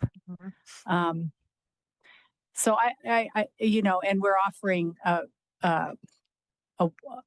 some things that those universities don't. So do we have I don't even know if I'm asking the right questions, but I think you're hearing what I'm saying. Do we have the ability to pinpoint like where we're losing those online students? Are we losing them where they don't even apply, or we're losing them in another place? And I know Rise Point is supposed to help us with that. I can actually ask them to research that enrollment funnel for us. They have delivered to me some data on and I didn't share it here because I wasn't sure how the transfer piece is for me like one of the more interesting ones, because our online population is a transfer population, right? And so they shared with me the funnel and what it looks like, and who's applying, and based on number of credits and where they're coming from. If I'm honest with you, I think a lot of our deans can share. I don't think Briette's here, but in the education marketplace in particular, it's something I hear about no matter where I go in every single school district. Grand Canyon goes to TVCC meetings, trustee meetings. They are everywhere. They even made a recent agreement locally here and in other places. So it's just a kind of saturation of market. And I do think that they promise so much. I mean, they promise speed to degree that if EOU is honest with itself, we cannot deliver, right? We can speed things up, but we don't have that same number of faculty to offer X class every season, right? And so that makes it very, very difficult. Speed to degree is really important, particularly for graduate students. I think for some and our working adults, as we all know. And so personalized support is meaningful, but it can't be everything. One of the things that Rise Point does share is that we do have some assets. One of them, is that we are a regionally local brand. Believe it or not, even though Oregon is unique for 41% of the marketplace, like kind of going out of state, most people want something local, even for their online educator. They want to be able to have someone local. So locality and affordability are the two kind of key things. If we're honest with ourselves about EOU, we are the most affordable in Oregon. That does not mean that we're the most affordable in Washington and Idaho and sadly even California. And so I've come to believe that's a bit of an issue too. There's work we can do internally, right? There's work we can do with our partners. and we're going to turn it around. I hope. Molly, will you come up? And then Trustee Lair, go ahead. Yeah, and I think I have a hunch that Tim Seidel will mention this in his presentation when we hear the state of, higher ed and things. But in passing, and what you were just sharing, Dr. Ryan, you were noting that the enrollment trends nationwide, but yet our trend is not unique for Oregon.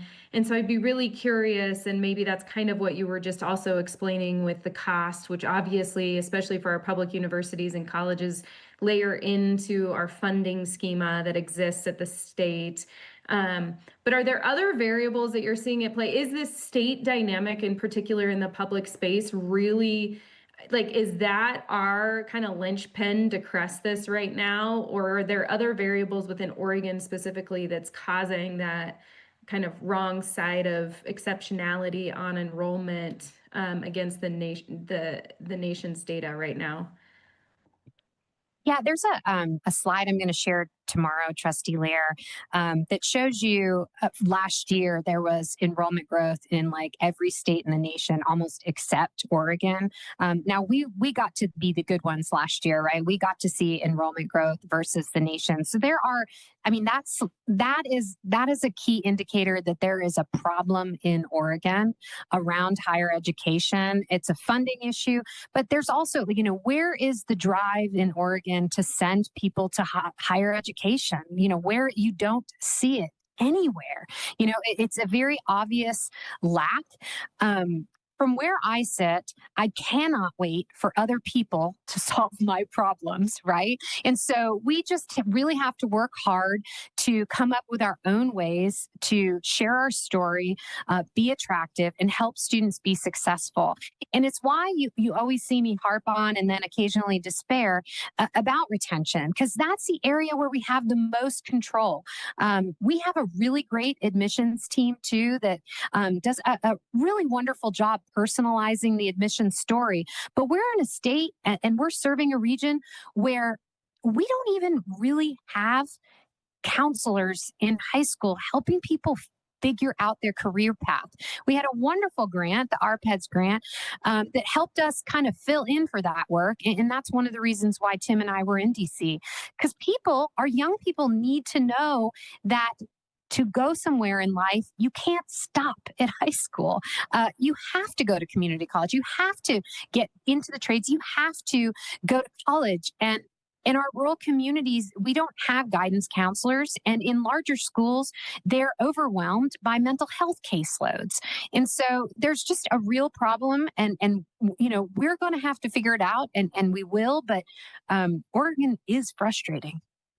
It is. Yeah, we are a little bit past time, but I was going to ask whether it's Dr. Ryan or Molly Rockfellow on something that I saw as momentum. Growth in campus, as well as graduate students enrollment increase and even retention, some tactics, some strategies, some quick things that you guys have been doing that have boosted that up. Yeah, I will share that the focus on student success has been paramount to all the changes that are happening on campus and all the ways that we're refocusing our energy and attention. So the minute I stepped on, I feel like I'll never forget this meeting where Dr. Ryan said to all the vice presidents, go and do. These strategies are yours, they're your teams, and we need to execute on them. And they really came from our teams, right? So the work of really harnessing the energy and the momentum of our employees around what they know to be true about student success really pushed us last year to move forward on some strong strategies, which we've presented in different ways to this group. And then now this year, I think we're continuing that harnessing around bringing teams together. So it's that opportunity to reduce silos and really think about all of our strategies from a student lens. because I know I've said this before as well, but they don't see us as like admissions and financial aid and retention. They see us as EOU, right? Every kind of step in their journey is a connection to the institution. So we have to build our systems around their lens and what they're experiencing. And so Peter and I have worked very closely together to build that out. And then that kind of trickles down to a lot of other team members. Beanie, Leanne, and I are working on financial literacy strategies with our teams, which has also many of Peter's team members on there. And then, key retention, focus, and data, right? Digging into really understanding what strategies are successful and what strategies do we not know yet, and what should we stop doing, right? Because that's a conversation around, this is something we've done for a while and we think it helps, but does it help enough to make it impactful to our students? So those are just some of the things. I think my most fun strategy this year is EdSites, which is an AI chatbot our students, our online and in-person students are using. And that has been a great opportunity. Tressa Seidel and T. Gallegos are working together on that, kind of with both of those online and in-person lenses with that strategy. So just some examples of the key work that's happening. And then on the graduate, I think I would share that, the clinical mental health counseling degree is at its kind of limit, right? So we can't continue to expect growth there. We could continue to expect stability there. And then the Master of Social Work started this year. And so we had, about 15 additional students there. So that accounts for that. And then the MBA saw a little bit of a bump this year as well. So those are some key areas. I think the thing I'm thinking a lot about is, we can't constantly roll out new graduate programs because of the cost, right? And so we have to have both cost containment and enrollment growth strategies. And so, next year we're not going to see, almost 10% leap in graduate students, because that's not actually sustainable, particularly in this competitive marketplace. But we can hope to, stabilize the undergraduate market. I'm quite hopeful with, even though next year is our first year of that demographic drop that we see in high school students. All right, team. Thank you, President Ryan. Thank you, Vice President Rockefeller. We're going to move on to a political landscape update. At this time, I'd like to welcome to the floor Vice President for University Advancement, Tim Seidel, to provide us with an update on the current political landscape and upcoming activities that we can expect from the 2026 legislative session. Tim, the floor is yours.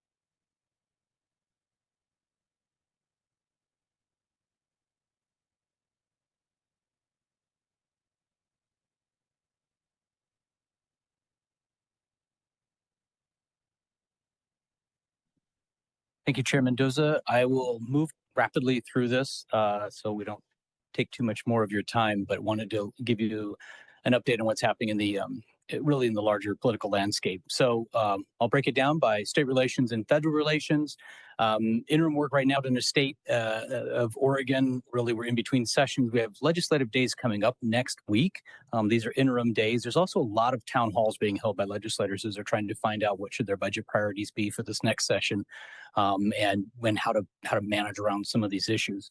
The transportation bill in Oregon was finally signed, so that at least moved forward. That was a little plus up for us. But the big issue that we're dealing with is going to be around the state budget rebalance. The state needs to determine the target amount that they're going to have to reduce. They have to look at revenue impacts and cost drivers. This is a lot of these things that are connected to the overall federal issues, where the federal government is reducing the amount of Medicaid that's coming to the state of Oregon. We have a lot of programs that are connected deeply to Medicaid reimbursements.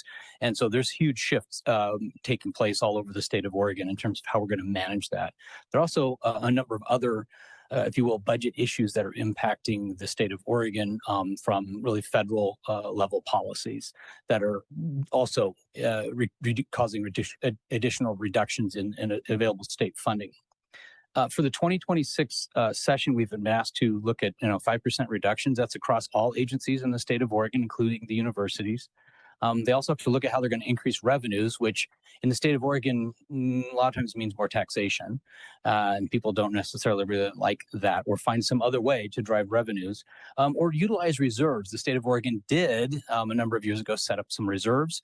We have a rainy day fund, we have an education stability fund, and I'm hearing more and more discussion around a push to leverage those resources. As earlier today, we were talking about using the rainy day funds, and a colleague said, well, if it's not raining now, when is it? I think we've got to be careful though, because these are one-time funds. So we can use them now to try to mitigate current issues, or we're going to use them to mitigate issues that are likely going to happen in the next biennium. Our state priorities continue to be the Public University Support Fund and the Oregon Opportunity Grants. We want to protect students. We want to protect our institutions. The other things we're looking at are continuing pushing on in terms of supports our sports lottery. That really helps our athletic programs. That also includes just, scholarships, not only for undergraduate, for graduate students, and supporting those sports programs that are non-revenue generating.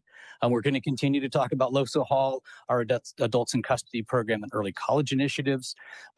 While we're being told, don't come to us with major funding proposals, we're going to still keep that going. And we did that last week in DC. We're continuing to do it when we talk with legislators, because we need to not back off of our fundraising, our funding priorities, and say, well, we don't really need that. Because once you do that, the message starts becoming, we didn't really need those funds to begin with, so you don't need them in the future.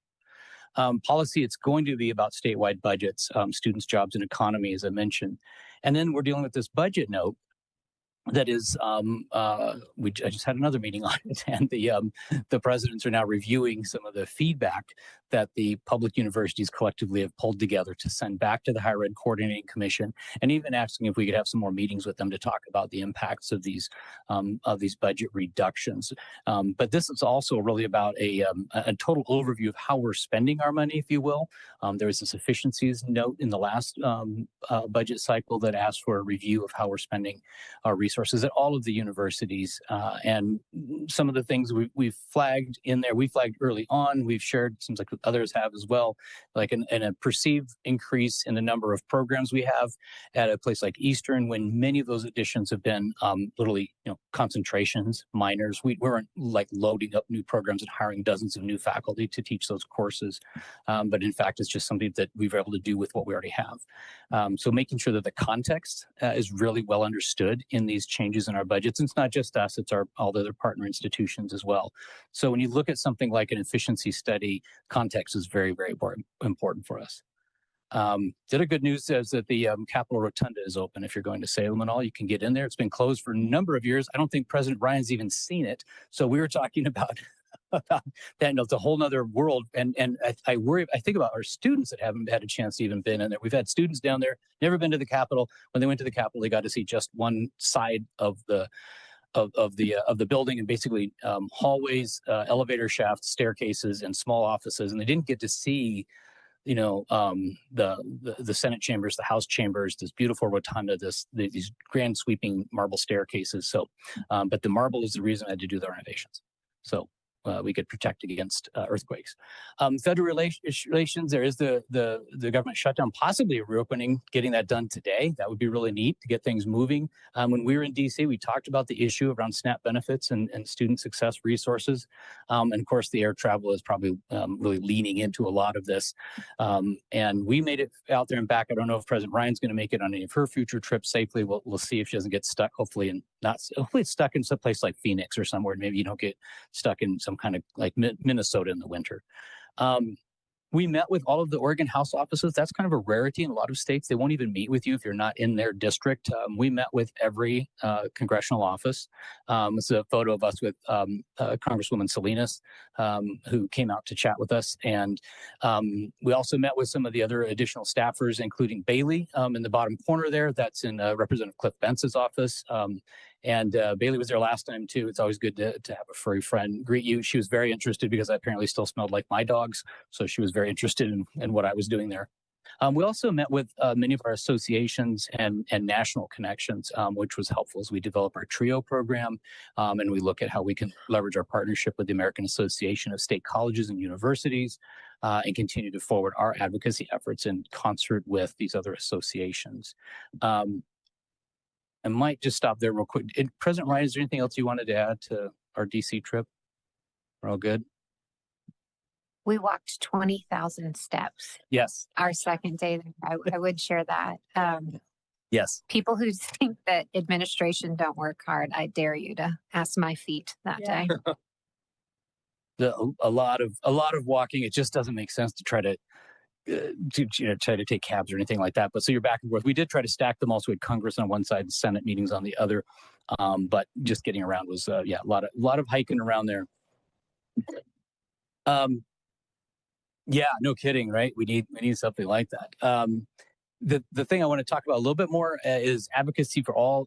President Ryan mentioned this. We're working with other folks on campus. We're launching an advocacy site. You'll all see emails about this. But this is where you would be able to go on and log in to be an advocate, sign up to be an advocate for Eastern Oregon University. We would send you information about key issues. You'll be able to go on and basically say, this is where I'm from, and it'll line you up with your state and or federal representatives. You can email them custom messages. You can use the ones we're creating and putting in there. But let's say we're talking about not making cuts to higher education in the next session. You could easily go in and send it to whoever you would like in there. And it's all on a interface that is easy to use, easy to access, and provides really great information for you to be able to push that information out. And we'll be working with our internal and external constituents on this. This is a tool that we would want to use for a couple of years that we're going to push out. So that not only students, but faculty and staff, trustees, members of the foundation, the Alumni Association, community supporters, really anyone who wanted to sign up to be an advocate for us can do that. And it helps us push that issue forward in a couple of ways besides email and phone calls and messages without having people to drive to all the way down to Salem for a couple minutes of meetings. And then I'll leave you with that University Lobby Day in 2026 is on February 12th at the Oregon State Capitol. We'll be working with our students to take a cohort of students, faculty, and staff down there to help advocate for the universities and what they do for the state of Oregon. So I hope that helped us move a little bit closer to time, and I'd be happy to answer any questions. Trustee Geegan. Thank you. Just one quick question. If we were interested in getting our name on that list of advocates, how do we do that? We'll send the link out to all of the trustees after this meeting.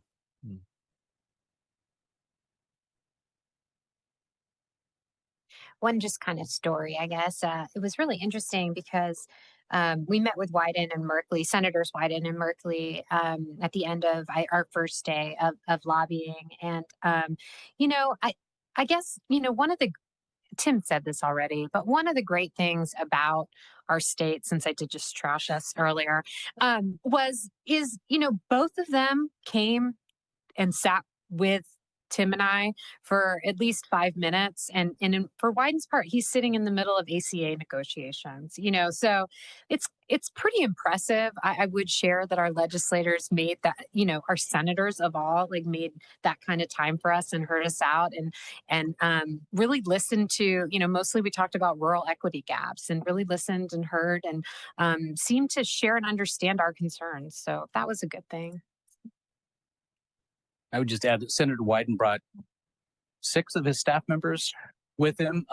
We were very happy that it was like, okay, there's a couple more coming in, and he said, I want them all to understand what you all do out at Eastern and the impacts on all the things we work with: education, housing, healthcare, food scarcity.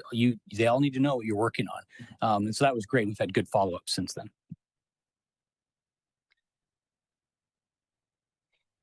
Thank you, Vice President Seidel. I would say if there was a future session maybe for future Board Chair Hoffman, advocacy and what you would want to see exactly from the board and in terms of advocacy, and for us to have a session on doing that, or even having a joint statement, something so that we're more unified that way. Be happy to help do that. Yes. Okay. We're now going to move into executive session related to the list of ideal characteristics of applicants for trusteeship. Now at this time, the board will now convene an executive session pursuant to ORS 192-660-2F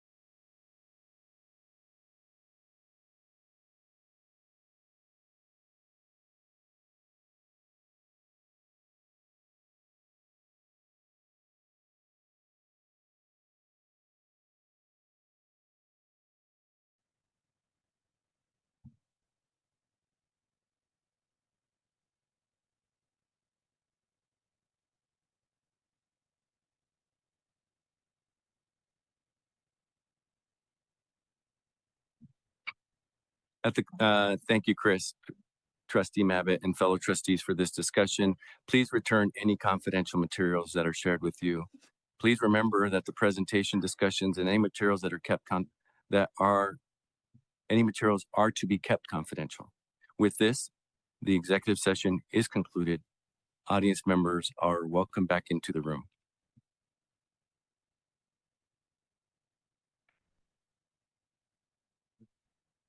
I think we'll probably restart in a couple minutes. And then after that, we'll do the rest. Good. Oh,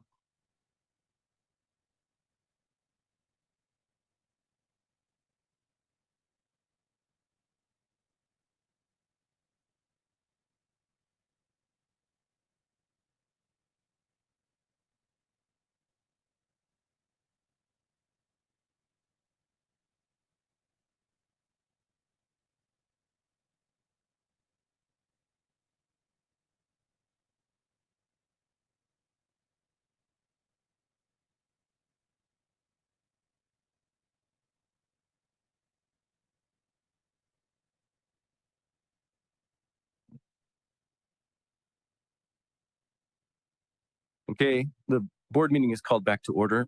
We are now returning to open session. This is a time that we have in our agenda for discussion for ideal characteristics we will seek this year from applicants to fill vacancies on our board. This item comes to us from the Governance Committee. Secretary Burford, please introduce this topic. thank you, Chair Mendoza. The Governance Committee met and discussed this at its meeting on October 26th. For background, state law requires the board to have a policy in place for publicizing the ideal characteristics that they're seeking in applicants to step into vacant positions on the board. And the board itself did adopt such a policy in 2024. That's board statement number 13. And board statement number 13 says that the board will revisit this list annually. And we had a list for last fiscal year. And so the Governance Committee has recommended a list for this fiscal year. The list consists of two parts. One is a list of qualities that is expected of all trustees. And then a section that lists areas of diverse backgrounds that the trustee that are being hoped to be represented among applicants to the board. So what the Governance Committee did was they had a discussion about in the first list, section J, and also a list in the bottom list, section C. And in the end, they didn't reach a conclusion, and they asked for the board to consider this more deeply at its meeting, which is a discussion, part of which we've had already in executive session. The committee also changed A and B. It was a different list of professional backgrounds and geographic areas last year. The current list for professional backgrounds is this is for applicants to the board: information technology, large corporations, arts/communications, political office, agriculture, natural resources, and construction and manufacturing trades. And then in terms of the geographic areas sought to fill current open slots on the board, include the greater Boise, Southeast Oregon area, Washington State, and more specifically Seattle, and Western Oregon. All right, team. I'm going to take any motions that you might have for updating the ideal characteristics. Trustee Hoffman? I would move we approve the ideal characteristics as presented. Second. It's been seconded by Trustee Reel. Secretary Burford, please go forward with the name call process. Thank you. Trustees, please answer yes or no when I call your name. Christine Crony. Yes. Scott Davidson. Yes. Connor Fecht. Yes. Margot Geegan. I just want to clarify before I vote. So this means that we're going to modify both of them, both the diversity inclusion and the description. And No, the motion is to take it as written. So yes means we're going with this language. So not to change A, this is, okay, Yeah. no. Gary George, Yes. Chuck Hoffman, Yes. Aaron Lair, are you on? I think she's still out. Tamara Mabbott, No. George Mendoza, Yes. Cedric Reel, Yes. Brenda Smith, Yes. Anna Stanley, Yes. Carrie Thompson, Yes. Maurizio Valerio. Yes.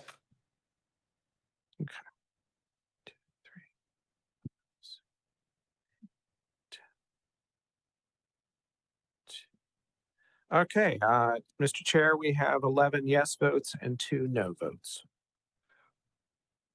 All right, the motion passes. Thank you all for the thoughtful discussion. I would say particularly if there was work on Section A in the future, I would like that too. A little bit more on that process, but thank you. At this time, we will now take a break and we will resume. And we're already past about a few minutes, so let's resume again at 3:45. Let's make the goal 3:45. That's 9 minutes. You can take the from accreditation.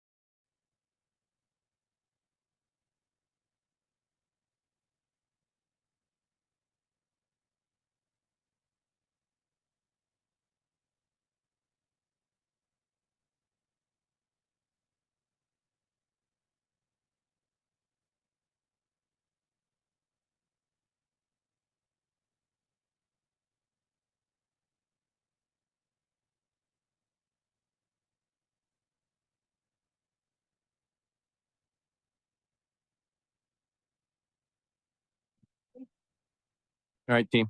Welcome back. Glad you're all here.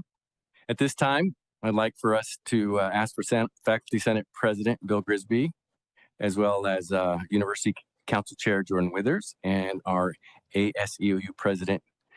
It's not Diego, so tell me your name one more time. Megan. My name is Megan Sharp. Megan Sharp? Yes. Sorry, Megan. I wish I would have. And Megan, you're the vice president, right? I'm the Senate chair. We got Senate Chair Megan Sharp here to come to the table to share updates in each of your areas. Thank you, and apologies for keeping you behind schedule. I'm really sorry about that. Please proceed.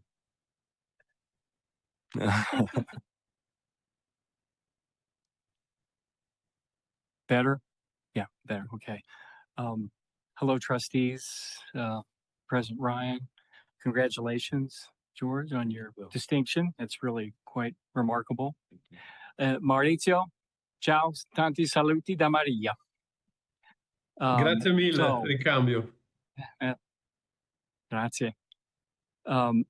So we've just kind of started. We've had a couple of faculty senate meetings so far this year, which means not a lot of curriculum proposals yet. We had a few. We had data analytics and a change in business administration. I suspect some more in December, and they'll keep coming. Obviously, that's a big part of what we do. Curriculum starts in the department. It goes to the college.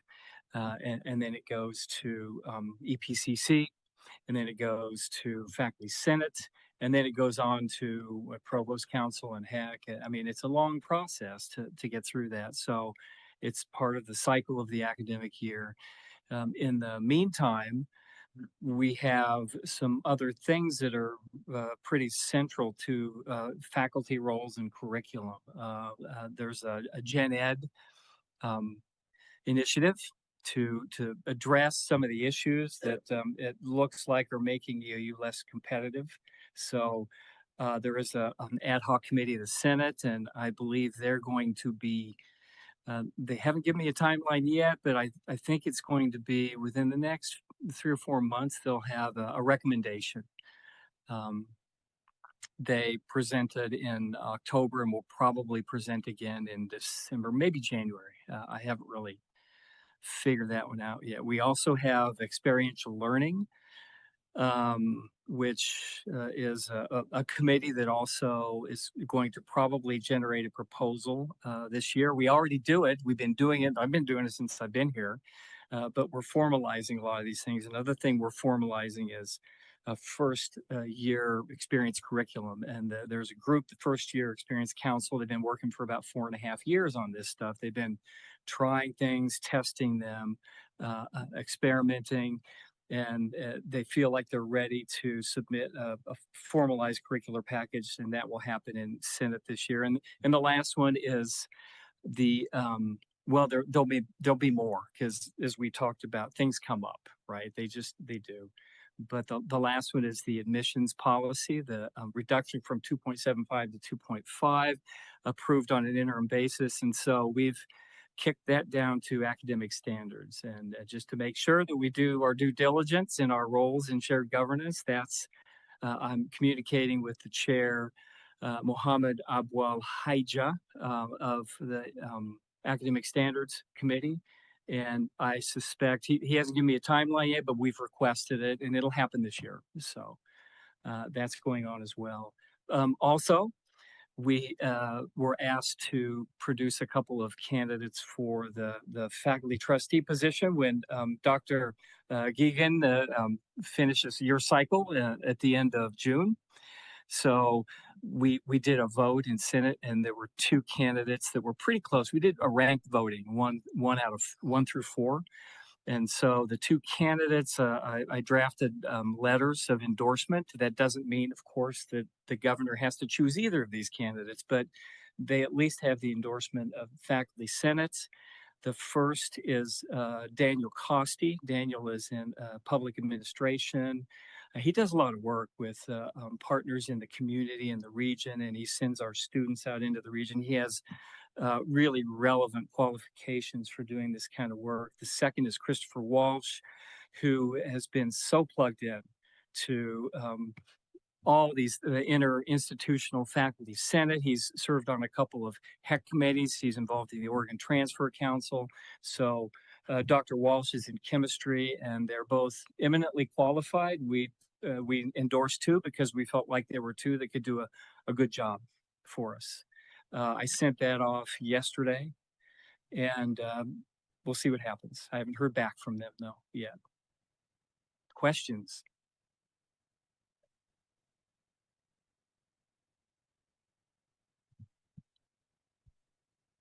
It has on your notes, is there anything that you want to share about the OPM contract?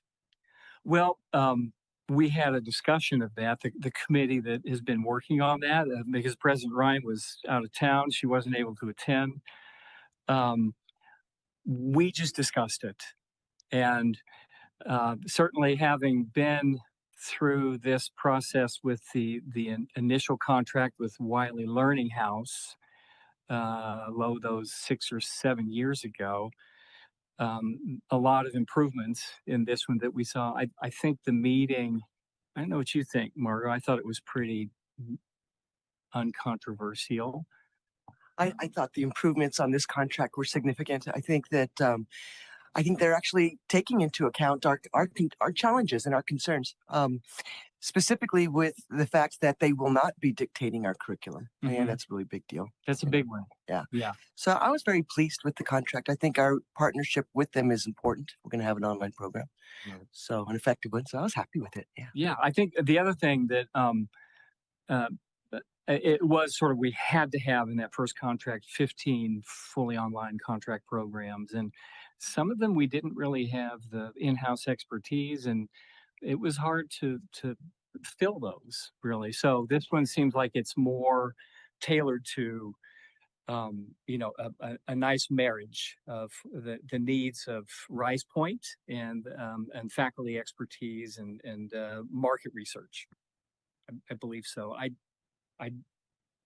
paid a lot of attention to that first one, and this one was an improvement on that. We'll see, right? Are you voting on that one today? We will tomorrow. Yeah. So I was particularly interested in anything you had to say, and really for our board to hear anything you had to say. Yeah, I mean, I've been teaching online here since I got here, since '02, really. And a lot of us do. We highly value our population of students online. They're different. I mean, we have these two different populations, somewhat distinct. We have a lot of people that would never make it here. They're placebound. They would never make it to campus, but they get back from work and they are excited to learn. And I don't want to see anything happen to that. Really, it's been a treasure to be involved in that and to meet so many really talented people who are out there online. And I hope it's a good way for us to continue to recruit, because we have people who are going to stay in their communities too out there. So, yeah. Thank you, Dr. Grisby. Okay, Jordan, you're up. I have waited 4.5 years on the sidelines to finally come to this table. So I appreciate you giving me the opportunity to be here today. I feel like I'm going to present somewhat like Dr. Ryan in that I have both the good and the bad. And I'll start by saying that this year for UC, we're going to do the responsibilities that are set forth to us in our Constitution, reviewing policies and doing those administrative procedures. However, I also want to acknowledge that part of EOU's culture is one that requires a shifting nature to be more intrinsic of Team EOU. And so I'm setting forth that our prerogative sets the basis of focusing on collaboration, support, recognition, and engagement of not just those who serve on our committees, but those whose work extends well past the committee itself. And so Part of why I say it comes with the bad is that even though we went through our accreditation process and had those glowing reviews, there's also still more work to do that solely does not fall on the cabinet's shoulders. And as part of shared governance, it's our responsibility to uphold and promote. So as we dove into the Great Colleges to Workforce survey even further, that was led by a subcommittee. And for those of you that partook, I appreciate you. But one of those pronounced themes was that bullying is still a concern of many of our staff, faculty, less so students, as students weren't part of that survey. But I view it as our responsibility to work in tandem to continue to promote and say that bullying does not necessarily and should not have a place in our work environment. And so I make the collaborative approach to say the shared governance process should not just exist to the confines of a document to say, approve a policy, congrats, you're done. But rather have that cascading conversations of the ongoing work and promote what we're doing in a collaborative process that's not just insulated to are you on a committee or not. And so I want to make sure that we continue to identify and celebrate those successes as EOU endures the exterior factors that we can't necessarily control, but we can definitely celebrate those victories and the investments that we continue to make in ourselves. That aside, we're also working very much to try and promote our classified recognition as with some transitions that have happened over the years. We have several vacancies throughout our shared governance process that doesn't have classified staff elected to those committees. So we're closely working and making sure that everyone has a voice at the table. And then the last thing I'll just highlight again is just advocating for EOU. I know that my comments aren't all glowing, and it is not my personality to come up here and just say, here's the most positive glowing review that you can ever receive.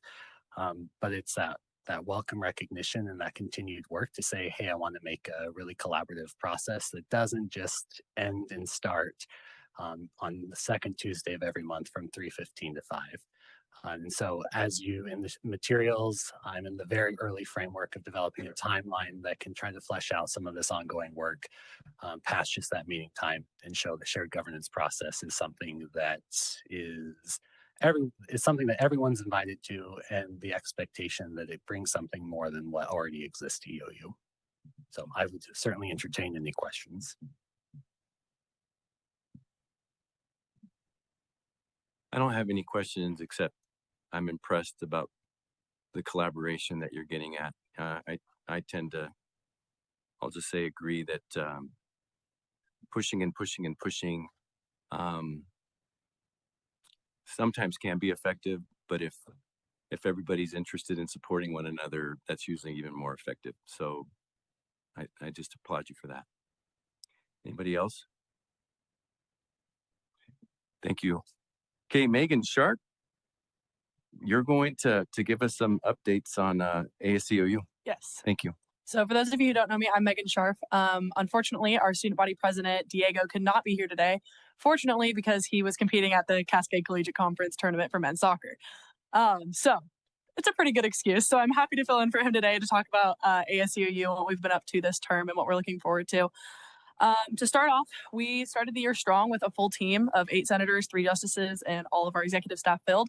Unfortunately, we did have a senator get fortunately, an amazing opportunity to take a theater show, and so he had to step away. We are lucky enough that we did fill this position at our last meeting, and so we are back to having a full group again, which makes operating as a Senate a lot better as we're able to represent students properly. And with that, we will start our elections process for next school year during winter term. So the fact that I'm even talking about that is crazy myself, but that is coming up soon. Another focus that we've had is collaborating to educate our student population on student fees and tuition. It's kind of been a goal of student government over the last couple of years to increase transparency amongst us and the university as a whole. And so doing these forums for students where they can come and learn about where their tuition dollars go, where their student fee dollars go, all of those we believe is super important to provide those opportunities for our students. In fact, we're having our first forum tomorrow. We're really excited, hoping to have a great turnout. And we will continue to kind of just provide information to the students as we see the need arises. Once again, just trying to make sure we're maintaining transparency about where students' dollars are going, because that's important to a lot of our students. We're also focused a lot on campus engagement with events. And so with our student fee forum tomorrow, we're actually having an open house. So students can come and meet us, the amount of ASU members that can be there. Come meet us, kind of find out what we're all about, voice any concerns they might have to us. We also like to keep it fun and lighthearted. So we did have our annual Pumpkin Smash event in October. Something you'll learn about ASUOU is we love to smash things. So we did a pumpkin smash in the fall. We'll have our annual car smash in the spring. Students love it. And it's always great to see a good turnout with that. And then we also participated in homecoming this year with a parade, in the parade with a float. We do have a lot of athletes on student government. So a lot of our athletes were not able to participate in the parade, but we did have quite a bit of involvement through student government in that capacity. And then also just maintaining our leadership in shared governance committees. I know a lot of us are involved in every single shared governance committee, which is very nice that they allow us to have those student voices there. And so just making sure that we are attending those meetings and voicing our concerns has been super important to us. And as winter term rolls around, student fee committee will be starting up. I do believe we filled all 4 of our student at-large positions. So we do have a full student fee committee, which is super exciting going into winter term to be able to get that committee up and going. And I think that is all I have. So if anyone has any questions, I'd be happy to answer them. Thoroughly impressed with you. My sense is you were doing some leadership things before this. Can you elaborate? A few different roles, yeah. So this is my 3rd year in student government. I've served as a senator. Last year I was the director of campus affairs, and this year I'm the Senate chair. And then I've always just kind of been involved in leadership roles throughout high school, student government, FFA, that kind of stuff. So very effective. Thank you. Very well done. Not to take away from Bill or Jordan. Just no, it's a compliment to Jordan because he's one of our advisors. Yeah, no. Everybody, you're all a big deal. You're all pretty. I was impressed with all of you. One quick thing, just on SNAP, I saw the SNAP programs that student rely on. Is there any takeaway that you want us to know about? Yeah, that was actually something I meant to add in here and I didn't. We have our Swipe Out Hunger initiative. And so with everything that was going on with the government shutdown, SNAP benefits being not allocated as students were kind of hoping.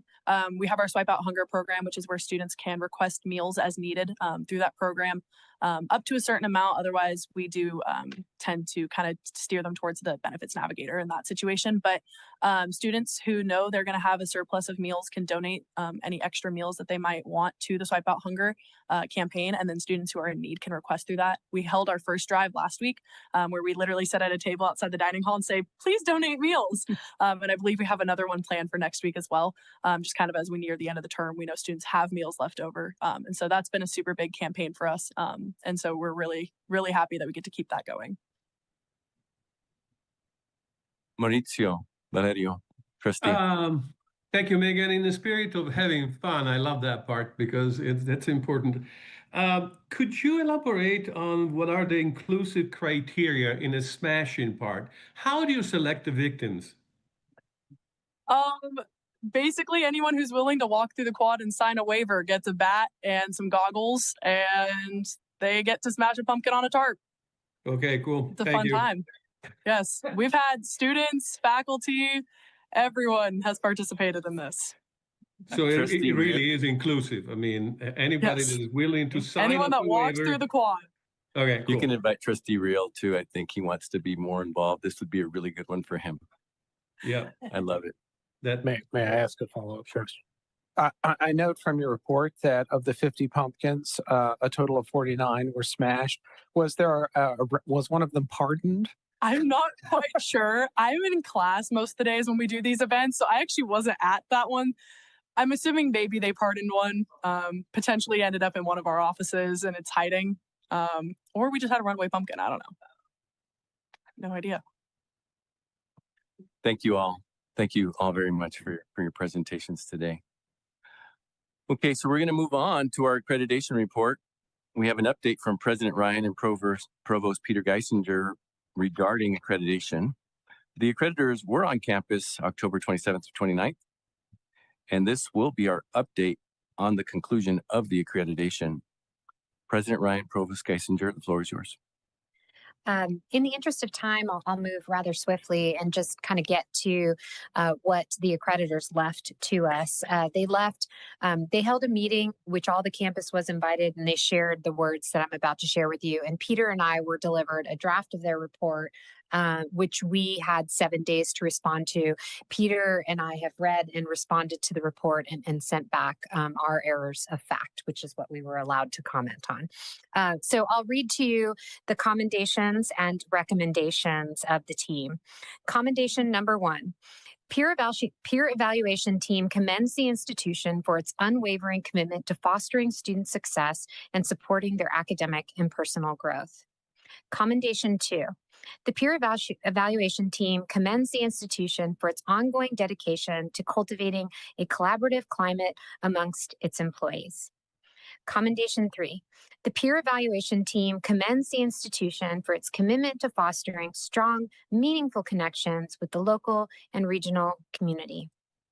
Recommendations. Recommendation 1. The peer evaluation team recommends that the institution continue to implement its Accent 2029 plan with a strong emphasis on prioritizing a set of clear, achievable goals and related measurable indicators to support mission fulfillment and improve effectiveness. Recommendation 2, the peer evaluation team recommends that the institution develop and implement a systematic, institution-wide, program-level assessment process for continuous improvement of student learning outcomes. Recommendation 3, the peer evaluation team recommends the institution use the results from the systematic program-level assessment to inform academic and learning support planning and practices. These will not be the final recommendations until NWCCU meets, formalizes, and finalizes. Peter and I will attend NWCCU's meeting with the formal group that finalizes the commendations and recommendations, I believe January 28th and 29th. So this is currently a draft, which means that we will come back to you once we have the final report. And then, the final report will also be on our website for everyone to view, community interested folks, as well as any faculty and staff who are interested. Peter and I are currently working on our plans to remediate the concerns that they have. I am going to tackle recommendation number 1, and Peter has the pleasure of tackling recommendations 2 and 3, working with faculty on assessment. You do the short straw.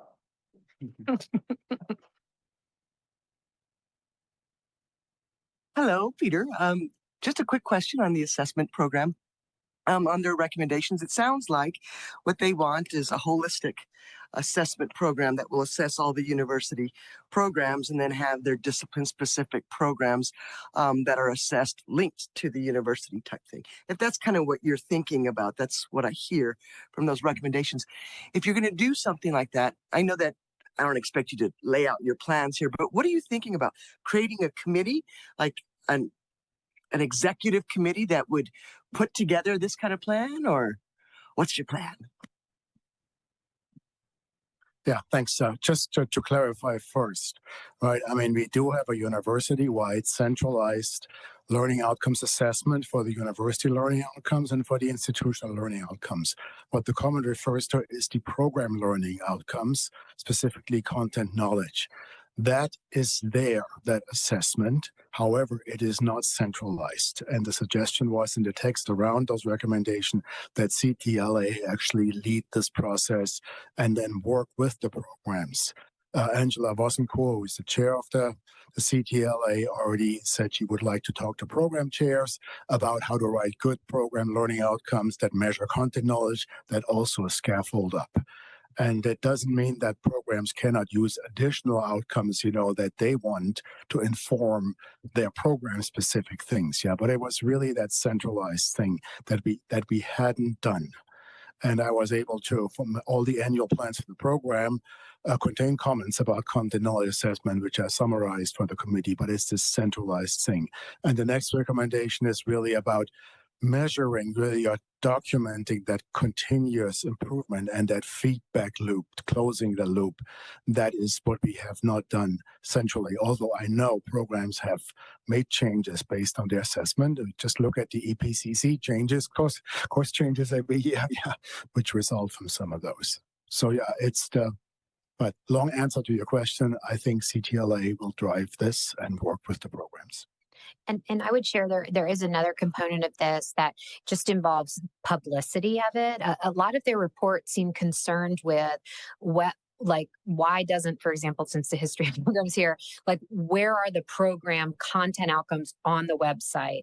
And in addition, in the graduate program space, where are the graduate program learning outcomes for those who are not being accredited by outside organizations? So it's both, promotion of those on the website, as well as the development of some new assessment mechanisms that can lead to curricular development and student success.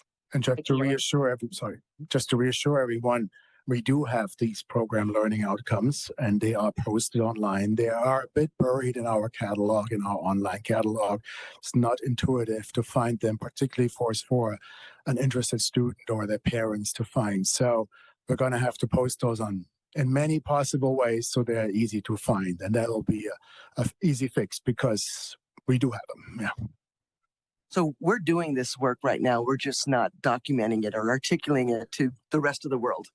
So yeah, that's good news. Again, we do not centralize assessment of the program learning outcomes and not documenting the closing the loop thing.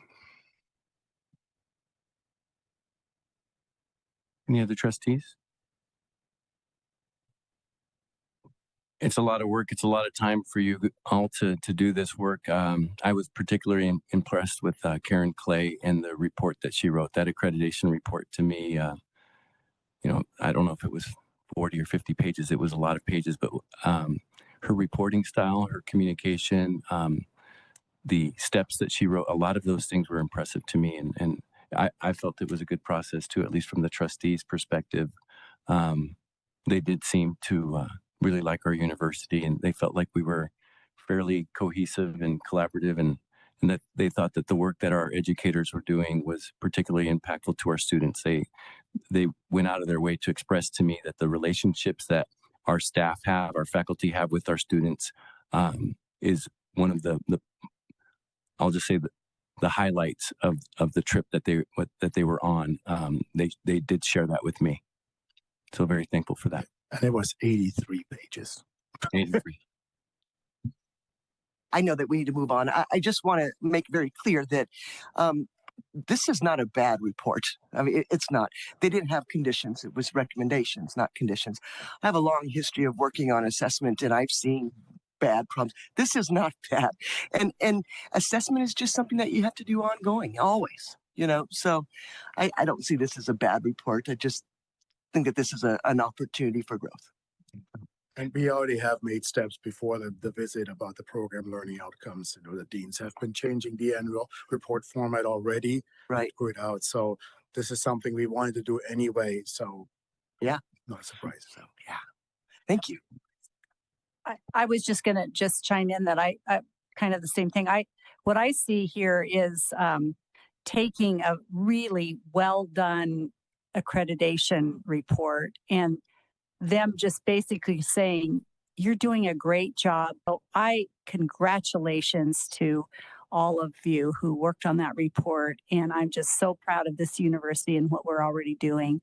This is a outstanding report, I believe. So thank you. Thank you, Provost Geisinger. Thank you, President Ryan. My apologies if I say the names wrong, my friends, just in case. I think I'll get it right, but you never know. We're going to have a program highlight from Eastern Oregon University. Up next, we have faculty from our history department here to present on their program. Professors of history, Tracy Hanshu and Paul Newer, and professors of political science and professor of political science, Dustin Ellis. Professors, the floor is yours. You have 35 minutes to present, so you have quite a bit of time.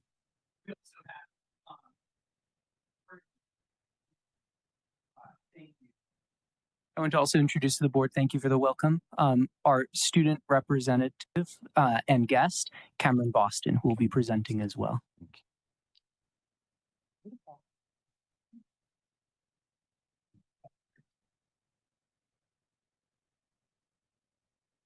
It's good. I've never presented to the board. I want to make sure the audio is good. First of all, big thanks to President Ryan for inviting us, and thank you all for sharing a board time with us. We've been very excited to present to the board.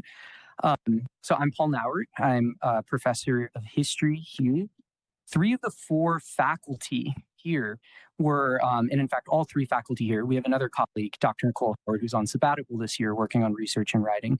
But the 3 of us who are here, we were all hired in the past few years. So we're relatively new to the community. We've been ramping up our work.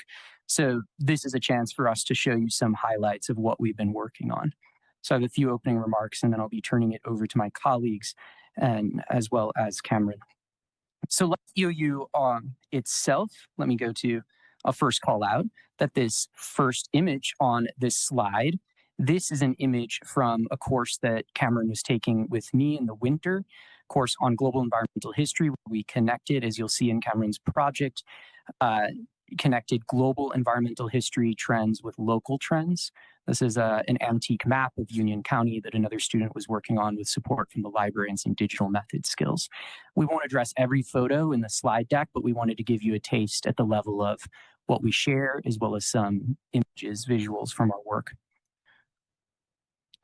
So like EOU itself, we in the history department pride ourselves in taking an approach to teaching that interconnects our advantages. And it sounds like the accreditors very much saw this, which is wonderful to hear that. Take advantage of our close relationship-driven work, something that we can really do at a smaller school like this that defines the EOU experience. And also, we pride ourselves on building bridges across other programs and with the wider community. All of us, as I hope you'll see in the presentation today, wear many hats as scholars, as teachers, as well as community organizers. And I know I speak for my colleagues as well as myself that we all gain a tremendous amount of energy from connecting it all.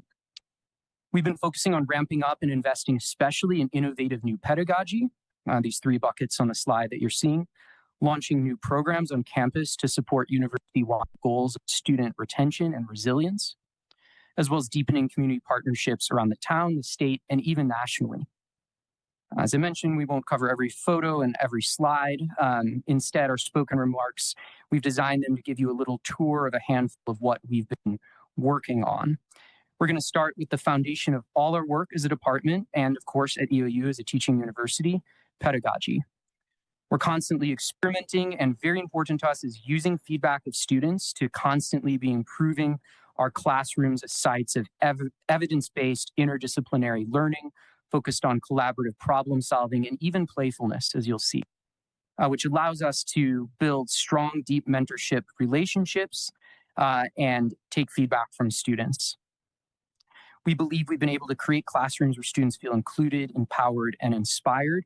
And from what alumni say, from teachers to folks going on to law school, we're also receiving strong feedback on prepping students for careers in a very quickly changing economy. So without further ado, I'll hand it over to my colleague, Dr. Ellis, who will kick us off with some discussion of teaching, and then we'll hear from Cameron Boston. Dustin. Hi, thank you, everyone. My name is Dustin. I teach political science and history courses. And what I wanted to start with is sort of playing off what Paul just said around being playful in the classroom and innovating pedagogy. And so we still have standard lectures, of course, but increasingly we're looking at ways to make class more participatory, more engaged. So for example, one thing I do in my classes around the Constitution, rather than just to have them read the Federalist Papers and here's the Bill of Rights, whatever, I actually have them experiment with like building their own Constitution, which gets them into the nuts and bolts of what does it mean to have a bicameral or a tricameral or a unicameral legislature? What does it mean to have a plural executive or a singular executive, et cetera? Also playing with, there's this program called Kahoot. And there's many other programs that I can do interactive quizzes, interactive games. I also do a simulation around the prisoner's dilemma, which is basically cooperation or defecting, problem solving, collective action problems. So anyway, I get a lot of positive feedback from this because students feel like they're more immersed in the activity rather than just sort of reading a book and then being lectured at. And they take away from it not only the content itself, to the earlier point around like content knowledge and demonstrating learning outcomes, but many of the people we're teaching here, I think Cam included actually, they're going on to be educators themselves. And so we're sort of modeling what could teaching look like in other classrooms. How are students developing their own sense of what teaching looks like? And so we have an opportunity to be creative and innovative, and also helping students think about how they're going to show up in the classroom when they become teachers, which I think is really kind of double purpose of they're building their work skills, what it means for them, and they're also allowing us and giving us good feedback on like what's working or not.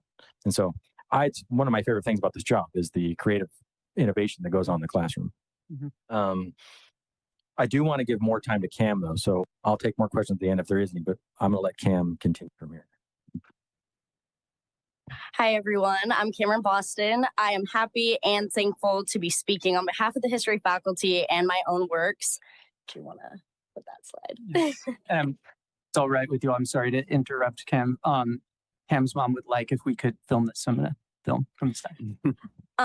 So the painting that is shown on the screen is actually one of my most dedicated works. I spent about 22 hours on the painting process and more hours on the archival research that served as a basis for this painting.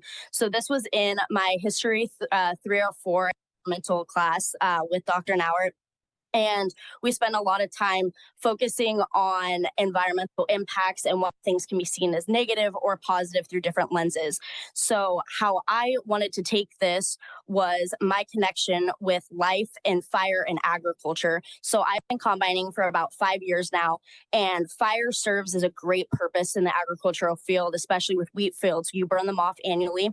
And that's what creates the new crop for the next year. So fire in this is very beneficial, but there's also this side piece that's fire is very negative. There's this wildfire aspect that's very destruction oriented, but a lot of people don't see past the destruction and see that the growth that lies underneath it. So within this, I started doing my archival research from the LeGrand Observer, which I had actually never used before. So this was a cool way for me to start becoming a scholar and learning that way. And I created an annotated bibliography, which I believe all of you guys have a printout of. And I started making a list of all of these different sources through the Observer that connected best with agriculture and fire. And then I began my painting process, that long 22-hour process, starting with a sketch, a color palette, a draft, and then adding my finishing touches on, which is that piece you see here. So being able to use my research from history and connect it to something that I love to do, which is art, was great for my learning journey. And I appreciated how Dr. Nauert gave me the option to use my creativity and connect it to my main goals of environmental history and making connections in my own life. I was not only able to create an annotated bibliography based on the conception of fire and agriculture, but I was also able to make it a visual concept and representation that better expressed my learning style. And through my time here at EOU, I've learned a lot about myself and how to make it through work and college and life, but also making connections that help me learn better in my college classes, especially in history.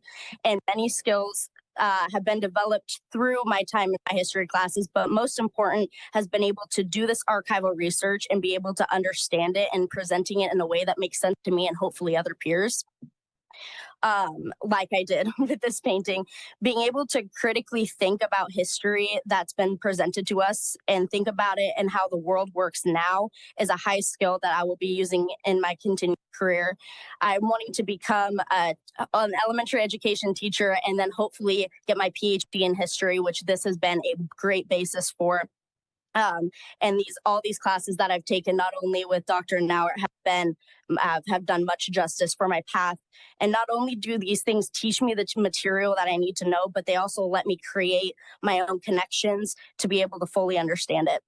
The ideas of having different final types like Dr. Nauert has presented in his classes will also help me move forward in my own teaching career and being able to take this idea of having fun in my classes and be able to let students learn. Everyone has their own learning style. I am not an auditory learner. I can't just look at a screen and be like, oh yeah, I got it. So being able to connect it to something that I love doing actually helped me understand the root point of my environmental history classes and make those connections while also learning the history of the world. And then being able to hopefully teach that to new generations and in the near future. So thank you guys. I'll turn it back over to Dr. Nauert.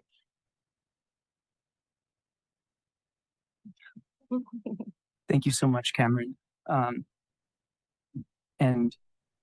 we have time for questions at the end. I hope you all have questions for Cameron. It's a fascinating interdisciplinary project, and Cameron, working with students like Cameron is absolutely one of the best parts of this job. So I want to now, sorry, let me make sure I'm tied to the mic. I want to turn now to some of the work that we have been deepening and new work we've been launching around campus in terms of connecting different programs and communities.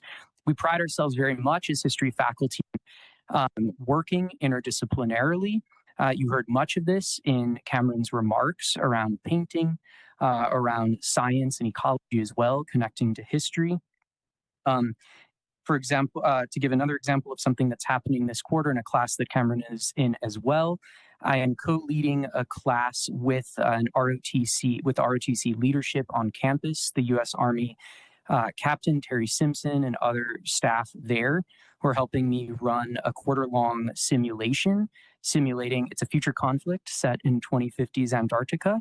And each week we explore a different facet of the impact of warfare on the environment, but in a geopolitical environment that is not our world, a completely imagined one. So it allows us to really focus on that relationship between nature and war. And this is part of continually deepening a relationship between our department and ROTC on campus. I want to now turn it over to my colleagues, Tracy and Dustin, to talk about an entirely new initiative that they're launching in collaboration with students this quarter. Dustin and Tracy. Okay, so I'll speak about the Grand Forum is what it's been called. It's a new student club. We have 15 students, I think, already. And basically, it's a history and politics club. And the point of the club is to, on one hand, give students who want a little more connection with like-minded peers to engage more deeply with whether it's issues of history, politics, civic engagement, voter education, this kind of stuff, but also provide professional development training. So I'm thinking a lot about my students. I have many students now expressing interest in grad school, law school, etc. And so offering a little bit more professional development around like building a CV, thinking about what opportunities to apply for, what grants and scholarships, this kind of stuff, student research, basically things that make them, as we all know, those of us who went to grad school know, it's you got to stand up and rest, and it's the little things that add up. And so this club, it's just getting started, but I think it's going to interface nicely with some other work I'll talk about in a bit around the American Democracy Project, also local community organizing around the League of Women Voters, which also serves a similar mission around, again, basically how can we make students more engaged civic participants in a time when we need more civic participation, to say it lightly. I'll let Tracy talk about Summer Bridge though. Thank you. Thank you all for having us today.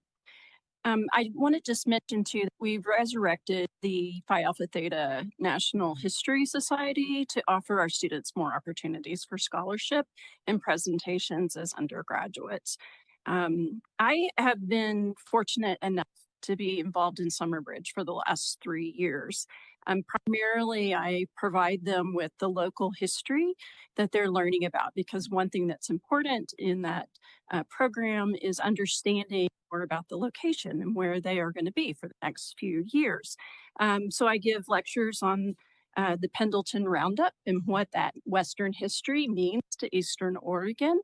And also on their Alt Summer Bridge spring break, we drove 1,000,000 miles, it seemed like, but down the Columbia. Their focus was on waterways. So I was able to discuss the history between the United States government and American Indian tribes as the development of power went into the Columbia River as we drove down toward the coast. And so it was a really great process to be able to stop at Bonneville and Celilo Falls for them to actually see that history. What I think we would all agree on is that students give back to us at least as much as we give to them, if not more. And Summer Bridge is the program that really shines the light on this. Observing the mentors and reading some of their academic writing and seeing the community building in the program has really expanded my own efforts to ensure that I have a welcoming classroom, to try to build the community in my classes so that we all work together and there's no isolation. And so it's nice to see this program working well. It doesn't at every university. Also, this really reflects the data that supports the benefits of those relationships that we have from small classes and smaller student to faculty ratio. Thank you, Tracy. And we have one third bucket of work we would like to share a bit with you all. Part of what drew all of us as faculty to EOU is the strong emphasis on community. All of us are very involved in community life here in town and in the region. And as you all know, I'm sure, as members of the board and university leaders, we're relatively unusual in receiving recognition for our professional advancement, not just from service to the institution in the field, but also service to the community. It's something that I personally really appreciate about EOU. And in our community building work, we've looked for ways as faculty to connect our areas of expertise. And now I think you have a real sense of the flavor of some of the areas we focus on: environmental history, civic education, Western history, to areas of need and opportunity in LeGrand, across the state and nationally. One initiative we're really, really excited about right now is work that Tracy, Dr. Henshu, has been leading to document stories from some of our oldest community members here in the Valley, including, and Tracy, correct me if I'm wrong, a recent interview with someone who is 103 years old. And this work is not only recording very important community history, a tremendous amount of this work is also training students in critical skills for a career. So it's something we try to do through playfulness, through interdisciplinary engagement, through mentorship, also be bringing in career readiness. So Tracy, I'll hand it over to you to talk about this project. Thank you.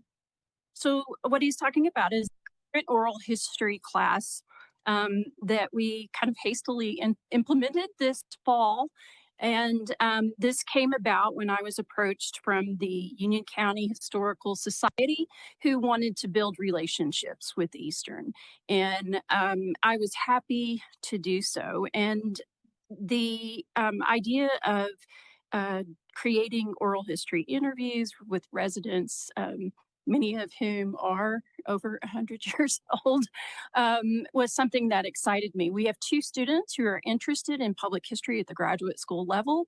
And so this was the perfect time to implement this because it's going to look really good on their graduate school application. The benefit is mutual with EOU and UCHS. It's an experiential class. Students are going into the field. They selected the historical theme to analyze the meaning of the contributions that these county citizens have made to Union County over the years. We are actually focusing on agricultural development first, but I expect this will continue so that we may focus on civil service work, the lumber industry, mining industry, and others. To be honest, we have a longer list of interviewees than what we can get to. And as I said, we're trying to really hurry because some of them we need to do very quickly. But the students' response to this has been phenomenal. They're very excited to learn more about where they're from. And those who are not from here are excited to learn about where they are right now. And so this is a program that I see as being ongoing. And as I said, the student response has been very positive. Thank you. And I'll talk a little bit about the American Democracy Project, which is actually an initiative brought here by our own Dr. President Kelly Ryan. Which, if those of you aren't familiar, it's so for example, the post you see here on the right, or at least my right, on the public town hall meeting, that's a recent event we did that featured our local sheriff and our police chief and Judge Powers around discussing the changes in organ drug laws. And I think maybe 70 or 80 people are there. It was held here on campus, but it's a good community campus connection event. And again, it's fostering the mission of ADP and my broader ethos around what I'm doing here, which is to prepare students to lead the future of democracy, to enhance workforce competitiveness, and become citizens who are engaged in different viewpoints and perspectives, all in pursuit of collective progress. And so, again, democracy is hard work. And this is sort of like here at the university in this community, we're able to do sort of the minutia of what it means to like build community in a really daily sense that can be sometimes overwhelming. And, you know, there's a lot of viewpoints to consider. And I think we live in a great area for this, actually, precisely for this purpose. It's also included various public talks, again, by the faculty seated here over the last year. We have more talks coming. So yeah, keep an eye out for the advertisements on that stuff, because I think they're really fabulous events. And again, interfacing with the League of Women Voters, which is another fabulous local organization that I'm also part of. Again, to help bridge community campus life and continue to build our more robust civic discourse. So, Dr. Noward, I'll hand it back to you. Thank you, Dustin. So we also, well, today we wanted to focus on teaching and community building work. We also wanted to mention also that part of our jobs as faculty is continuing active research and writing programs, including publication. So we wanted to give you just a brief summary of our publications. Don't worry, we're not going to be doing a conference talk, but we have been doing many of those, as you'll see in a moment. We have a sustained presence on the conference circuit nationally in our fields, as well as invited talks at other institutions, as well as written publications in a variety of peer-reviewed outlets. This, in fact, up on the screen on my left, this is Dr. Hanshu giving an invited talk at Bowling Green State University on some of the research that she has completed around and is working on actually 2 books in the works, as we'll get to in a moment, on women's history, labor history, animal history, U.S. Western history, many topics. Right now, in terms of my calculation that I made when I was putting up these slides, as a department, we have 2 books under contract, 1 book under review, 4 articles and or chapters published or accepted in peer-reviewed publications, 7 academic reviews published, and 16 conference papers or conference workshops led. Most of these are papers. There was 1 workshop that Dustin and I did recently, as well as some invited talks at outside institutions. Looking to the future, I know a big part of board meetings are not just reflecting on the work we're doing, but also planning to scale up this work. Likewise, in the history department, we have plans for the future. We want to, in short, scale up our impact and continue to double down on and invest in pedagogical innovation. We believe core to that is continuing to build bridges to other partnerships on campus, as well as across the community. We see our work as not just limited to the history department. We know that we need to make a contribution to the wider institution and to the community to win resources to support scaling up this work. History faculty, I'm proud to say we're among the core organizers of a big community rally that I know, George, you spoke at and others spoke at last April when there are state legislators visiting. A bunch of faculty, staff, and students, over 100, gathered here at EOU to advocate for greater funding. This is an issue where I think we all of our different viewpoints, in some cases, we can all rally around this. History department will continue to be engaged in this work. We also have some exciting opportunities. There's a donor, Tyler Dubsky at University Advancement, has worked closely with the history department to help us engage this donor. And here too, we've also doubled down on cross-program work. We worked with faculty across CAST and the business school to develop a history pre-law fellowship that was launched last year to help defray cost for some working class students applying to law school, which now can run to over $1,000 to just apply to under 10 schools. So this donor was able to help us support that.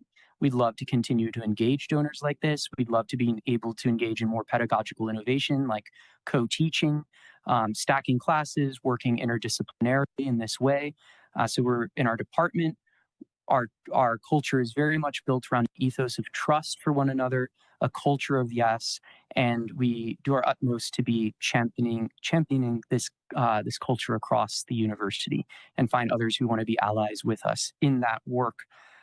So, with all that said, I'd like to thank once again Cameron Boston for sharing of her time and work, my colleagues for sharing their work with you all, and then most of all, you all for the invitation to be here. President Ryan, thank you so much. We're happy to take questions from any of you. I'll go last. Ooh, Trustee Carrie Thompson. Hey, thank you guys. Very good presentation. Really cool stuff that you guys are doing. The question I'd have for online students, are they able to participate in the initiatives that you are doing? If they're not, is there a way that they could participate in their communities and some of the stuff that you're doing? Yeah, so that's a great question and something we're always trying to work more on. One way we do it is to offer live streams, for example, of the events. So if they can't be there in person, having a live stream option is like sort of the easiest entryway.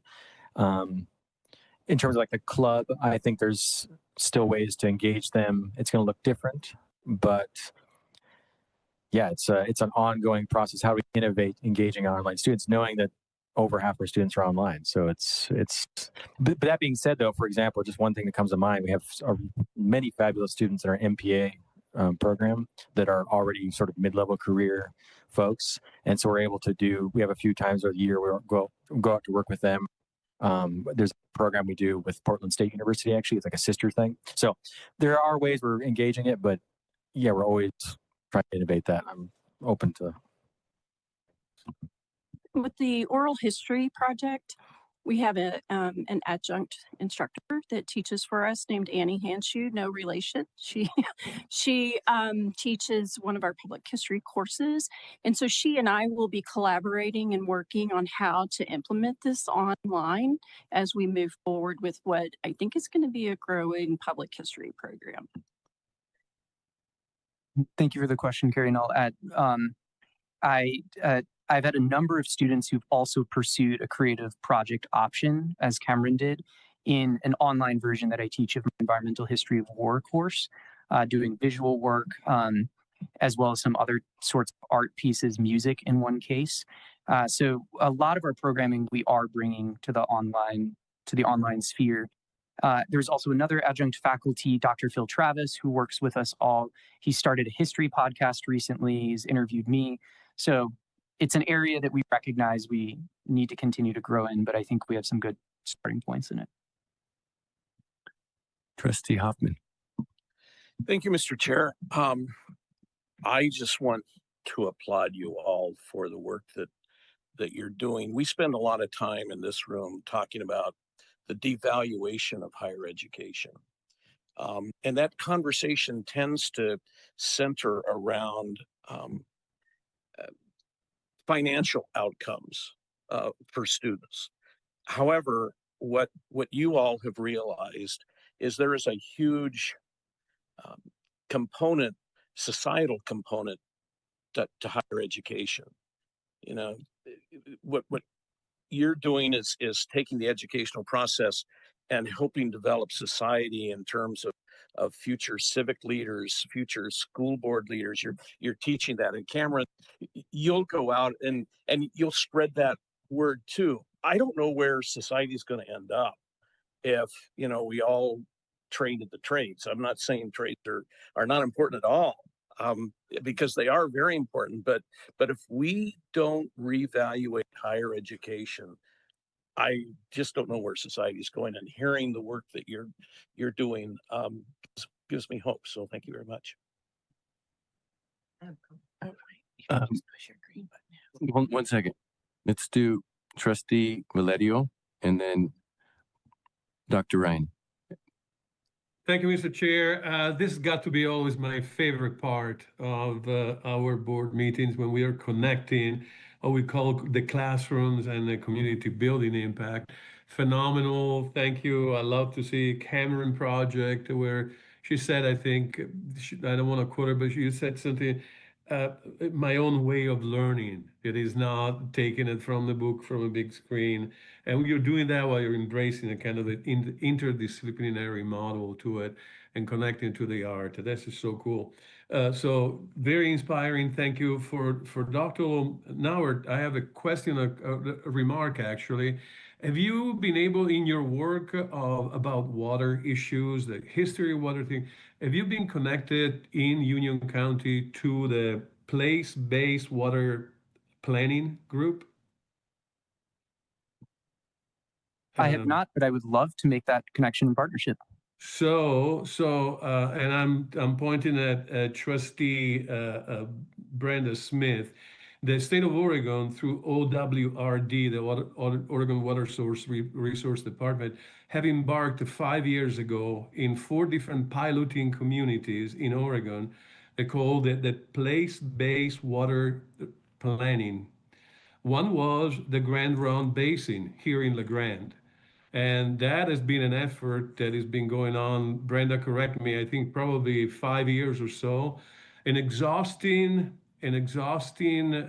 show of community engagement, meetings after meeting, visiting different communities, 4 different ones, the John Day River territories, the Harney County Basin, the Harney Basin, and Newport on the coast. So 4 piloting community.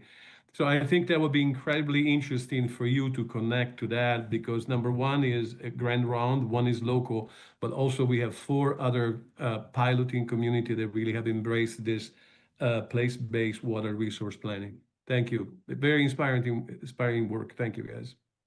Thank you so much. And we will for sure follow up with you. Our work always is deepened by these sort of community partnerships.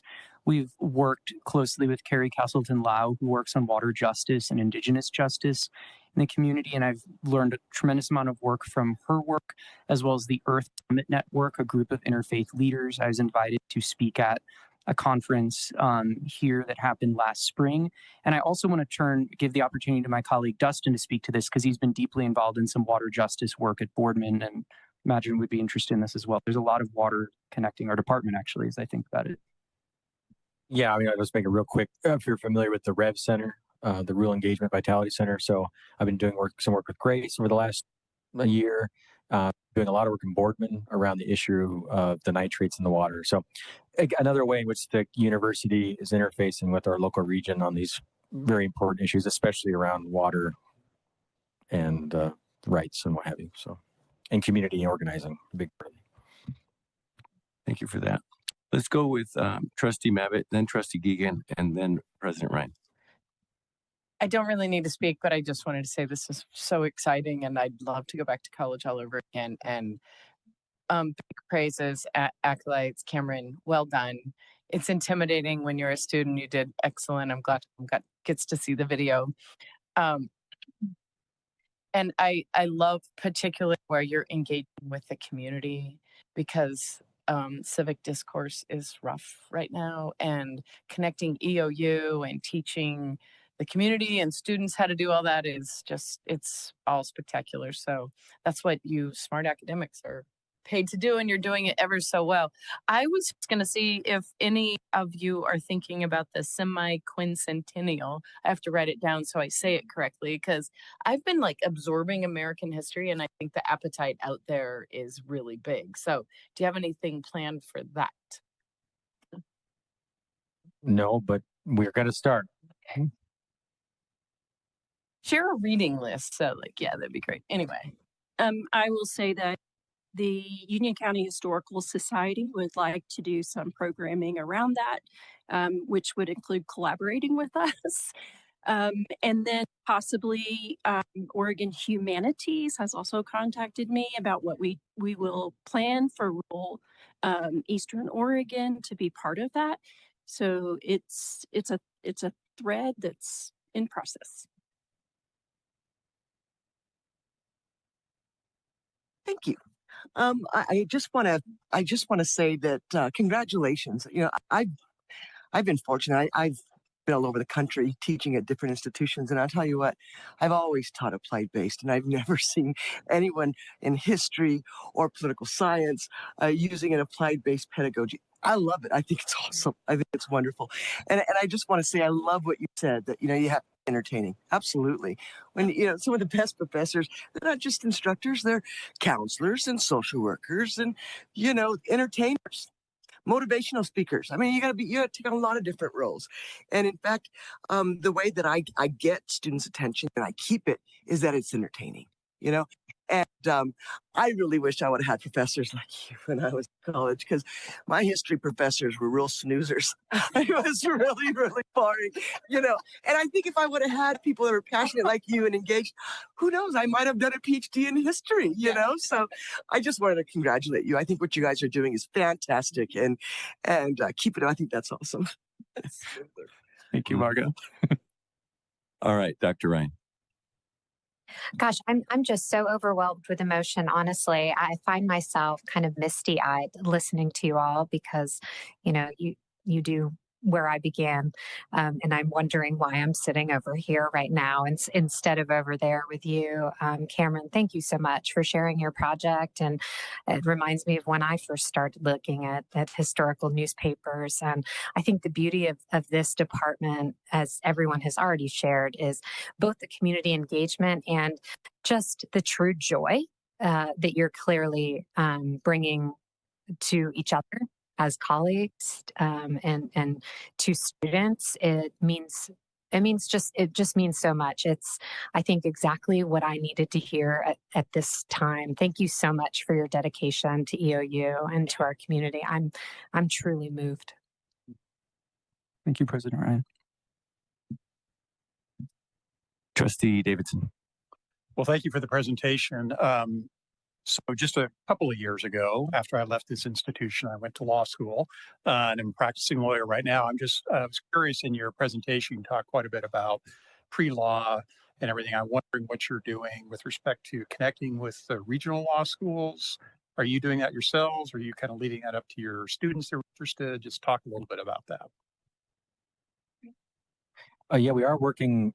I think we're fleshing out some of the details, but Willamette University is one we're working on a direct relationship with, such that if students get their any bachelor's here, they can go to Willamette and get a tuition discount. So that's one direct way. I also have connections at University of Oregon, which is where I did my PhD. So there's some of that going on. And in general, though, I think we're at a very nascent stage of cultivating this idea that students who go to EOU can go to law school. I think a lot of them, that imagination horizon hasn't been there, but I think it speaks to like the work we're doing, that they're even beginning to imagine that stuff and pursuing it, which is super cool. So, well, and I welcome more suggestions. If you need any help at Willamette, I'm an alumni from there, and I teach in the law school. Love it. Okay, I'll be in touch then. Thank you. Okay, let me know. Trustees work in action. Anybody else?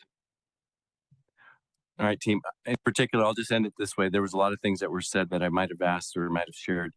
Loved the applied learning that you're doing. Impressed with so many activities. I would have enjoyed being in that drug task force meeting just to kind of see what impact our local officials would have said. I love the work that's taking place. When learning is fun or interesting, I think it's the best kind of learning. So well done. Thank you. So we're gonna move to the end now. We are in our closing remarks for the day's recess. If you want to go, you can. If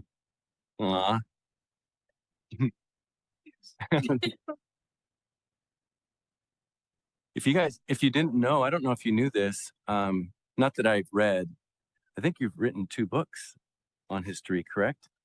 I have a new book chapter that came out October 31st, actually, that I'd be delighted to share with everybody. Not really, I'm not going to share it with you, but I'll send you out a little note. Yeah. So, Dr. I wrote Ryan, it like 5 years ago, so Yeah. don't be too impressed. I haven't read her book yet, but down the road, I'd like to get Dr. Ryan's book, maybe a signed copy. You've earned it. Yeah, a signed copy, and then I'll just, it's good.